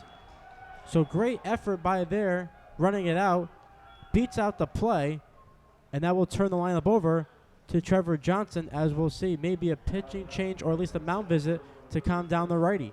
Well, Tomosa there kind of stayed back, waited for the big hop, and by waiting for the big hop, allowed Duty to hustle into first base, and then when he took the big hop, kind of was threw the ball kind of from his heels, didn't have a lot on the throw, and allowed him Duty to reach on the infield single. So now, if you're Natoli, through no fault of your own, you're in trouble here, getting a loss, allowing 2 runs, and now have runners on first and second and 2 out, and facing one of their better hitters in Trevor Johnson. Yeah, you can't blame Natoli. He did his part, but his fielders made those 2 big errors, and you got to be careful here with Johnson because he drove in an RBI back in the 5th. And Natoli's approaching 50 pitches. He's at 47 as we begin this batter here in Johnson. And here's the first pitch to Johnson. And there's a strike. And the count's 0-1. Johnson, first 2 at-bats, popped up to second, flied out to right. Got an RBI single in the 5th, and he struck out looking in the 7th. And the 0-1 to Johnson is again called a strike. And the count is 0-2. He's not been too pleased with the home plate umpire tonight in his strike zone. He kind of complained when he struck out looking last time. Kind of look back there as well. And here's the 0-2 pitch. Outside. Oh, if he ever called that a strike, we might have seen an ejection. Zbierski tried with a good frame job, but he can definitely tell he reached for it and tried to bring it back. So most times than not, you're not going to get that call if you're the catcher. The 1-2 pitch up high, 2-2 as Thomas Walraven, the shortstop, on deck for the Bravehearts, who look to add more runs here in the 8th, already 2 on the board. And the fans getting a little crazy here at Muzzy. And the 2-2 pitch, belted foul, first base side, and we'll do it again. The count 2-2. Almost took out one of his teammates in that dugout. You're going to have a brave heart to try to face that line drive coming at you. Watch out over there, especially one of our cameras. Don't need that knocking down right now with the game tomorrow. And the 2-2 pitch, swung on the ground, right back to the mound. Nice play by Natoli. He flips to first, and that will do it. Well, first, the Bravehearts did take advantage of some miscues by the Blues and score 2 runs here in the top of the 8th. We'll be back for the bottom of the 8th as the Bravehearts lead the Blues 5-4 on the beat. Bristol Blues Broadcast Network. Do you have questions about your retirement? Ameriprise Private Wealth Advisor Christopher Fry can help. With the exclusive Confident Retirement approach, you'll work together to develop a retirement roadmap to get you where you want to go. Call Christopher today at 860-621-5657. His office is located at 100 Queen Street in Southington. The Confident Retirement approach is not a guarantee of future financial results. Investment advisory products and services are made available through Ameriprise Financial Services, Inc., a registered investment advisor. Go to bristolbeat.com ads directory keyword retirement. And we are back here at Muzzy Field on the beat as the Bristol Blues look to see if they have a rally in their bones here in the bottom of the 8th as they trail the Worcester Bravehearts 5-4. And Rick in that top of the 8th, you can't blame the Natoli there. He made the pitches, but his defense did not help him out whatsoever. Yeah, the error by Max Goyon. 1 out, nobody on, and the Blues leading by 1. A weak ground ball to a good hitter in Keiko. Weak ground ball to second. Goyon came in and just whiffed on the throw. Just on a weak ground ball to him. He just threw it away, completely missed the first baseman. And that opened the floodgates as the throwing error allowed the runner to get to second. Then after another out, runner at second, 2 out, that opened the floodgates. An RBI double by Kafel. Another error off the glove of Tomosa at third, allowed another run to score. So the Blues have some comebacking to do. Well, here comes the home run man himself, Jake Fresca, who has 3 on the season. And the first delivery from Lone Star is called a strike. And Lone Star is still in this game at the moment. He's pitched well since coming in so far. He first came in the 6th inning. Here's your 1 delivery. Foul back, coming our way. And the count's 0-2. And Lone Star is thrown 2 perfect innings. From Danville, California, the 6'1" righty. And here comes the 0-2 pitch to Frasca. Ooh, he wanted that one. Didn't get the call, and the count's 1-2. So far, combined Lone Star's appearance against the Blues on Sunday to his appearance today, 4 innings, only 1 hit allowed in those 4 innings The combined. 1-2 pitch grounded third base side, and we'll do it again with the count 1-2. So obviously the Blues have not figured out what they were missing on Sunday against Lone Star, as he's gone 2 perfect innings, striking out 2 so far tonight after 2 innings, 1 hit, 3 strikeouts on Sunday. And the 1-2 pitch on the way from Lone Star. Another close call, and the count's 2-2. Yeah, that one definitely was the catcher reached up and tried to pull that one back down. Again, the umpire's not going to get fooled by that one. It was starting to drop, but it did not drop enough. And the catcher, good effort framing it, but not going to get that call. Now the count 2-2. And here's the pitch. Check the swing. Did he go? No, he did not, says the first base umpire. And now the count is full at 3-2. Mitch Gilmet on deck for your Blues, the number 3 hitter. And the 3-2 pitch swung on, and there's a fly ball to left field. Waiting for it is Duty, and he'll make the catch. And quickly, there is one out, and here comes Mitch Gilmet. It got a quick rise up out of the crowd because another fly ball off the bat of Frasca, but that one, you can hear he got jammed on it and did not hit it nearly as far as the home run that went to straightaway left. As Gilmet stands in now. Gilmet has 2 hits on the night for the Blues. First pitch is called a strike. Those 2 hits, one came in the 4th, the other in the 5th. In his first at-bat, he grounded out to first. And the way he's hitting, Ronnie Palmer will definitely keep him in the number 3 hole. As the 0-1 pitch is outside, 1-1. On deck, the left fielder tonight, Cooper Moroka. Here's a 1-1 pitch. Well, a fast pitch there, and the count's 1-2. Well, that's tough when he's going sometimes doubling up on the hesitations. At least one hesitation, all of a sudden he sped it up. Well, I could see why they struggle against him. The 1-2 pitch fouled back. Gilmet almost took out his teammates there, almost made someone really blue. Now, he definitely watches a lot of tape of Johnny Cueto. You can tell. Absolutely. He definitely, with the pauses and the speeding up, it's actually a great little thing to have if you're a pitcher. Here's the 1-2 pitch. Weak hack, but it fouls it off, and we'll do it again. Yeah, because it's clearly going to throw off the hitters. It's going to mess up with their timing. And if it works successfully, you're going to keep at it. You're not going to change it. I know some pitchers may not be more comfortable with it because some feel that they need to repeat their mechanics every single time and may not feel comfortable with it, which is fine. The 1-2 pitch.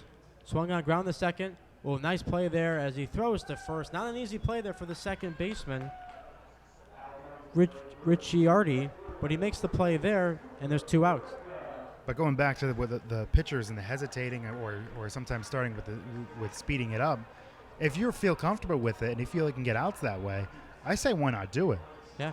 Because, as you said, you're going to mess up the hitter's timing, and if you don't know what you're waiting for each time. Now, I remember watching some Dodgers-Giants games last year. First pitch to Morocco is called a strike. And hearing broadcasters talk about Adrian Gonzalez and what it's like facing Cueto when Cueto starts doing that. The 0-1 pitch. See, there's the fast pitch there, too. But see, here's the problem with that. Sometimes when you speed it up a little bit, you may lose control of your pitches. Mm-hmm. And when you do that, you risk hanging it by accident. We saw 1-1 pitch is popped up to right field. Going over as a right fielder in foul territory. He makes the catch. A nice play there by Trevor Jansen as the Blues go down 1-2-3 here in the bottom of the 8th. So we'll be back for the top of the 9th inning as the Bravehearts have a 5-4 lead over the Blues here on the beat. Bristol Blues Broadcast Network.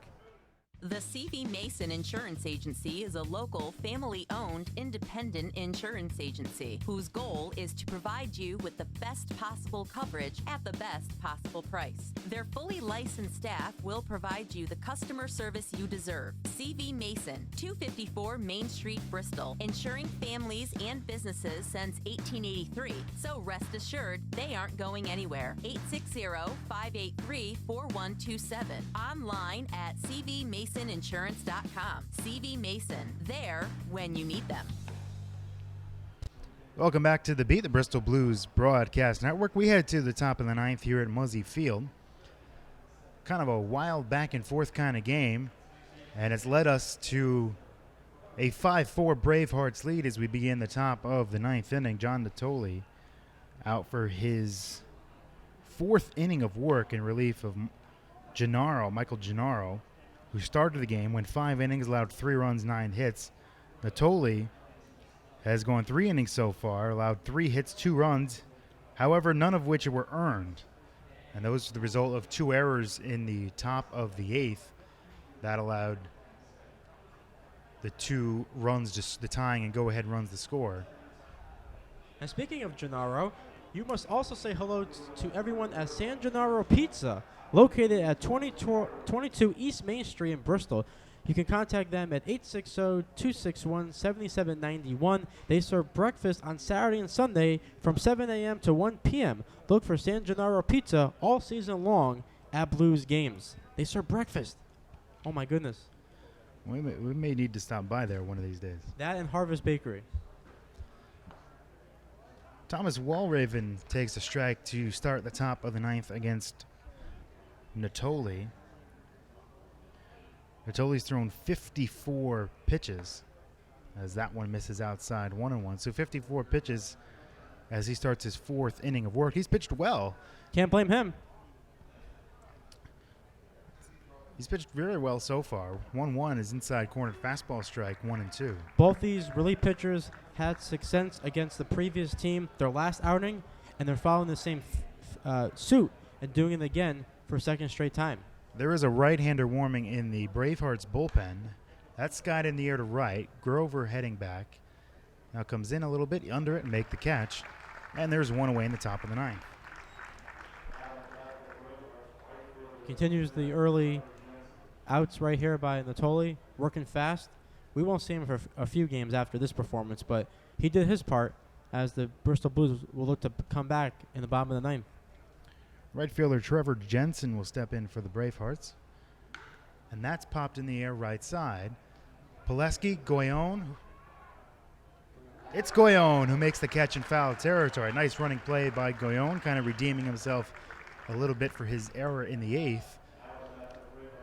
So 1 pitch out off the bat of Jensen, and there are 2 gone here in the 9th. That was impressive right there, the communication by all 3 guys, Goyon, Pileski, and Grover. No collisions. You know, the ball didn't drop in between them, so nice job there by Goyon to make the catch, call everyone out, and quickly 2 outs for the Blues here in the 9th. I'm bringing up a dangerous hitter in Greg Kaczynski. There's a strike at the knees, 0-1. Kaczynski hit a home run in the 3rd inning. Also has a single in this game. That one misses 1-1, so he's 2 for 4. Struck out his first at-bat, grounded a second last inning. 1-1 on the way. Inside corner strike, 1-2. Natoli looking to send it to the 9th, down by 1, and we'll hope the Blues can get to work. 1-2 pitch on the way. Popped foul left side, and that will make the bleachers, and the count holds at 1-2. We'll see if the Blues can snap that 2-game losing streak and get back on the win column here tonight against a very good Bravehearts team. 1-2 the count. Natoli deals. Chopped to short. coming in. Frasco waits for the hop, fires the first, and we head to the bottom of the ninth. Blues look to rally. We head to the bottom of the ninth. 5-4 Bravehearts here on the Beat, the Bristol Blues Broadcast Network.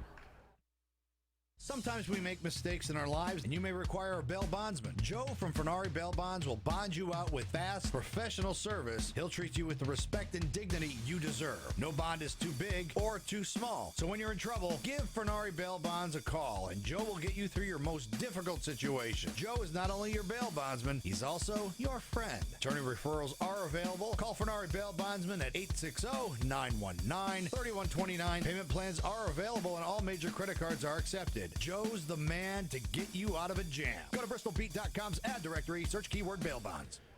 To the bottom of the ninth we go here at Muzzy Field as the Blues down by 1 against the Worcester Bravehearts. The last time they faced him, they had some ninth inning magic. That was on the road on Sunday. They trailed by 2 in that one, thanks to a 2-run home run by Mitch Williams. The Wild Thing. Able to go up 6-5 and able to squeak out a win on the road, and now trail by 1 starting the bottom of the ninth against the Bravehearts. Can they find the magic again? They'll send up their 5, 6, and 7 hitters. The 4th inning of work for Tyler Lone Star. It's Grover, Zbierski, and Pileski. 5, 6, and 7 in the Blues lineup. Try to see if they can scratch out 1, maybe 2 runs, but at least try to force extras. Yeah, they definitely have the confidence. As you mentioned, this past Sunday, they came back against this team once. They faced them quickly a few days later and have another opportunity to do the same thing they just did on Sunday. Grover is 0 for 3. First pitch in on the ground, the first, and in the right field for a base hit, and that's the start the Blues leaded here in the bottom of the ninth inning as that hopped right over the glove of the first baseman Kaczynski and into right field. Here we go. The fun begins, as now we'll see Zbierski talking to the coach there, trying to get a sign and see what's coming up, and we'll see actually a pinch runner at first. That's going to be Nick Roy, pinch running at first base. The Middletown, Connecticut native will give the Blues some more speed as the potential tying run. So the outfielder from Nichols College will pinch hit from Grover at first. That's the first hit they have managed to get against Lone Star. Here comes Zbierski. And he bunts. It will kick foul at the last second. Yeah, Zbierski was waiting there. He didn't initially run out of the box, and that was close because that almost stayed in fair territory, and he would have been easily out at first base. So the count 0-1 as he heads back to the batter's box. Now Nick Roy on first has not had a stolen base yet this season. Does he dare go and get to second base with nobody out? Takes his lead off first, a decent lead. Bunts again, squares the bunt again, and pulls it back. Oh, and he went around on it, so the count 0-2. So let's see if they keep the bunt on with 2 strikes or they let him swing away here. It'd be very risky to keep the bunt single on. I think at this point, even though he's down the count 0-2, you gotta have him be swinging here. Well, they have the third baseman in a little bit just in case he does decide to drop it down with 2 strikes. Ersky digs back in. Roy off first, nobody out. Blues trail by 1 in the ninth.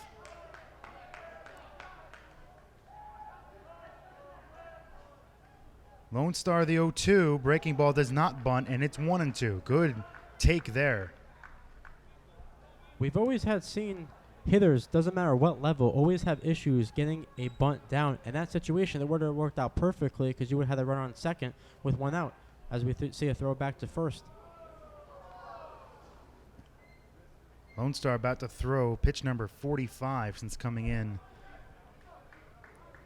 in place of Gruzecki. Gruzecki went 5. Lone Star came in to start the 6th. Runner at first. Nobody out. 1-2 pitch. High ball 2. So from 0-2, he's leveled the count, even at 2-2. He's working the count, making Lone Star work for that first out. On deck is Pileski. 2-2 pitch. Swing and a miss. He struck him out on a breaking ball. So one gone in the ninth as Zaberski showing some little anger at chasing in that one. And that'll bring up Kyle Pileski. Pileski on the evening, 0 for 2. Grounded to third in the third. Reached on a walk in the fifth and struck out in the sixth. I'm trying to see where BB is right now, trying to help help the Blues rally here in the ninth. Wake wave at that one, and the count 0-1 on the breaking ball. And again, the Blues cannot lay off that, and now he goes to talk to Palmer at third, perhaps begging him do not chase the breaking ball down and away. Yeah, that was a weak hack right there. But Grover did his part. He got on first base, led off the inning with a single, and will look to score and tie this game up. This crowd here at Muzzy Field has not yet left yet, hoping the Blues have some magic in them here in the ninth, down by 1. Lone Star sets 0-1. Just missed the outside corner of the fastball on the count 1-1. Yeah, we're waiting for our first walk-off this year here at Muzzy. Roy, the pinch runner at first. He pinch ran for Grover, who singled to start this in bottom of the ninth. 1-1, chased the high fastball on the count 1-2. So now he just went to high fastball. You have to think slider down and away here. You would think so. I mean, to come back with a high fastball like that after the previous pitches we have seen off speed, I mean, here, if you're Pileski, you'd be definitely guessing before he delivers this 1-2. Pileski trying to move the line along. The 1-2, spoiled that one and fouled it away down the right side. His count remains 1-2. Just got a piece of that one to stay alive. And that's what you're going to have to do. You have to, the tough pitches, you got to foul off here and protect anything with 2 strikes. Does he go back to that high fastball and make him chase? Throw back to first, and Roy's back safely. On deck is Mark Tomosa. Blues trail by 1 out, bottom of the ninth. That's looped to left center. That's going to drop for a base hit. And the Blues have the winning run on first base. And he passes the baton to Tomosa, who points to him at first saying, thanks for allowing me to get a chance here. And now Tomosa has an opportunity to forget about that miscue he had a few innings ago, which led to one of the runs by the Bravehearts in the top of the 8th. Now a meeting on the mound between the middle infielders, catcher, and Lone Star, the pitcher. Runners on first and second, 1 out. Blues trail by 1, and Tomosa stands in. He singled in the third, struck out looking in the fifth, and grounded out to short in the 7th. The Blues do not want to go quietly here in the bottom of the 9th with 2 on and 1 out. The Bravehearts bullpen is warming. Pitches high, ball 1. On deck, Chris Davis. You wonder how much Lone Star has left in the tank here. I mean, he came in the 6th inning.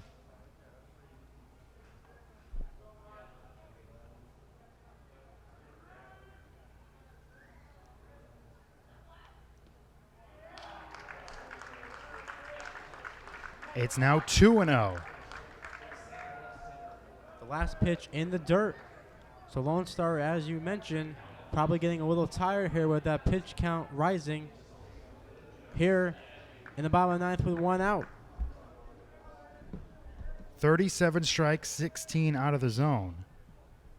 That's 53 pitches, and that one's low, 3-0. So now he's in danger of loading the bases with 1 out in a 1-run game. And he asks for a new baseball. And do you dare give him the green light here? I would say no. I'm thinking he's taking all the way. But you never know here at Muzzy. I say you got to take. It looks like he's a little tired and has lost a little bit of control here in his 4th inning of work and is approaching 60 pitches. 3-0. He does take all the way. It's a strike, 3-1. That was smart. You had to there. As you mentioned, his control's been off this inning. You don't want to take a chance. So we're going to 3-0, possibly ending this game. So took all the way there, and maybe potentially you might see the same here at 3-1. They're holding the runner close at second, so there's a big hole. Now he jumps back at short to try to cover that hole. That one's foul right back here. And the count 3-2. We saw him fall down after that swing. Both bullpens are hot. Blues hoping a pitcher can come in. If he does come in, that means that there is a 10th inning. The Bravehearts also have a right-hander warming up. This crowd here at Muzzy Field looking to help the Blues tie or win this game. 1 out, bottom of the ninth. 3-2 count on Tomosa. They're rising on their feet here. 3-2 on the way. Swing and a miss. He struck him out. Lone Star got pumped there. Might have thought there was 3 outs. So big strikeout there. And the Blues are down to their last out, and their last hope is the center fielder, Chris Davis. Yeah, we saw Lone Star show emotion on both strikeouts, and will now look to strike out the side with Davis here up with 2 on and 2 outs. And on the 3-2, he went with the slider down and away. Tells you how much he trusts that pitch right now. Davis swings the first pitch and pops it up foul, and this will make the seats and the count 0-1. Davis on the night reached on an error in the third, lined out to left in the fifth, and grounded out to first. That came in the seventh. Tying run at second, winning run at first, bottom of the ninth. 5-4 game. So much drama here on this pitch. 0-1 to Davis. In the air to right field. This is going to be over his head. 1 run is going to score. They're sending the second runner. Here comes the throw to the plate. He is safe. And the Blues walk it off here in the bottom of the ninth. Unbelievable rip right there by Chris Davis in right field, over the head of the right fielder, scoring 2 runs, and the Blues come back once again against the Bravehearts here at Muzzy Field and pick up the 6-5 victory. His dad, Reese Davis, knows the excitement of a game-winning 3 at the buzzer in college basketball, and now his son with the walk-off here in the bottom of the ninth, a line drive right over the head of the right fielder. And the first walk-off of the season here at Muzzy Field as the Blues come all the way back. And just like Sunday, the final score, Blues 6, Bravehearts 5. That's right, the same thing, the same success they had this past Sunday. What a game, what a rip by Chris Davis. And like you said, there's no doubt that that play will be number 1 on SportsCenter tonight. Trevor Jensen there. Somehow, look, the line drive right at him, and he froze for a second and started coming in, and that ball just kept going right over his head and up against the wall. Yeah, tough read by him in right field, but lucky enough, it went over his head. And the Blues did rally the ninth to pick up the victory, their 4th of the season, and we'll look to do the same tomorrow against the Navigators of North Shore. That is about as exciting as a win as you can possibly get. Bottom of the ninth, 2 outs. Last batter of the game with runners on first and second as this crowd at Muzzy Field lets their Blues hear it. Especially their center fielder, Chris Davis, with the game-winning double, the straightaway right field, the final lines for the Bravehearts. 5 runs, 12 hits, 2 errors. 6 runs, 8 hits, 3 errors for the Bees, and the 2 heart-pounding runs in the bottom of the ninth inning. Yeah, I mean, what can you say? They rallied once again, and there seems to be some going back and forth between the 2 teams at each dugout, but they're both fine. But, yeah, what a great comeback. What can you say? Davis with the big knock in the bottom of the ninth. They come back once again, and this was great to see the first walk-off of the season for the Blues at Muzzy Field as this crowd is still buzzing over that big knock by the center fielder. Tyler Lone Star will take the loss. The hard luck loss, 3 2/3 innings, 3 hits, 2 runs. Was pitching so great until that ninth inning. I think he got tired. Like you mentioned before, that pitch count was rising, but the manager, J.P. Pine, left him on the mound to give up the hit. And John Natoli will get the win. 4 great innings out of the bullpen for Natoli. 4 innings, 3 hits, 2 runs, none of which were earned. Did not walk a batter and struck out 3 and did a nice job there in the 8th when the Bravehearts took the lead to hold it there and not give up any more. Yep, if you're the Bristol Blues, You can forget about all those miscues that were made in the top of the 8th, and the Totally did the same exact thing pretty much when they beat the Bravehearts and came back on the road this past Sunday. So almost the same fate, the walk-off, the victory. And for the Blues, maybe this could get their season going a little bit. This was such an important victory for them tonight, especially in the division. And to creep closer to the Bravehearts and try to get a little bit on a roll here, facing a team coming into tonight that only had one victory on the season. What a fun way to end a losing streak. 2-game losing streak ends on a walk-off. Well, let's do it again tomorrow. We'll be back here. Like we said, we're going to be sleeping over. We're not going home. That's exactly right. Especially after that outcome, we're staying here. Oh, we're too excited to go home. We're ready to start the next one. So speaking of the next one, as we mentioned, next game tomorrow at 1:35, first afternoon game here at Muzzy Field this year. 1:35 start against the Navigators. First pitch, as we mentioned, at 1:35. You can't make it to the game, which we certainly hope you do, especially after hearing that walk-off tonight.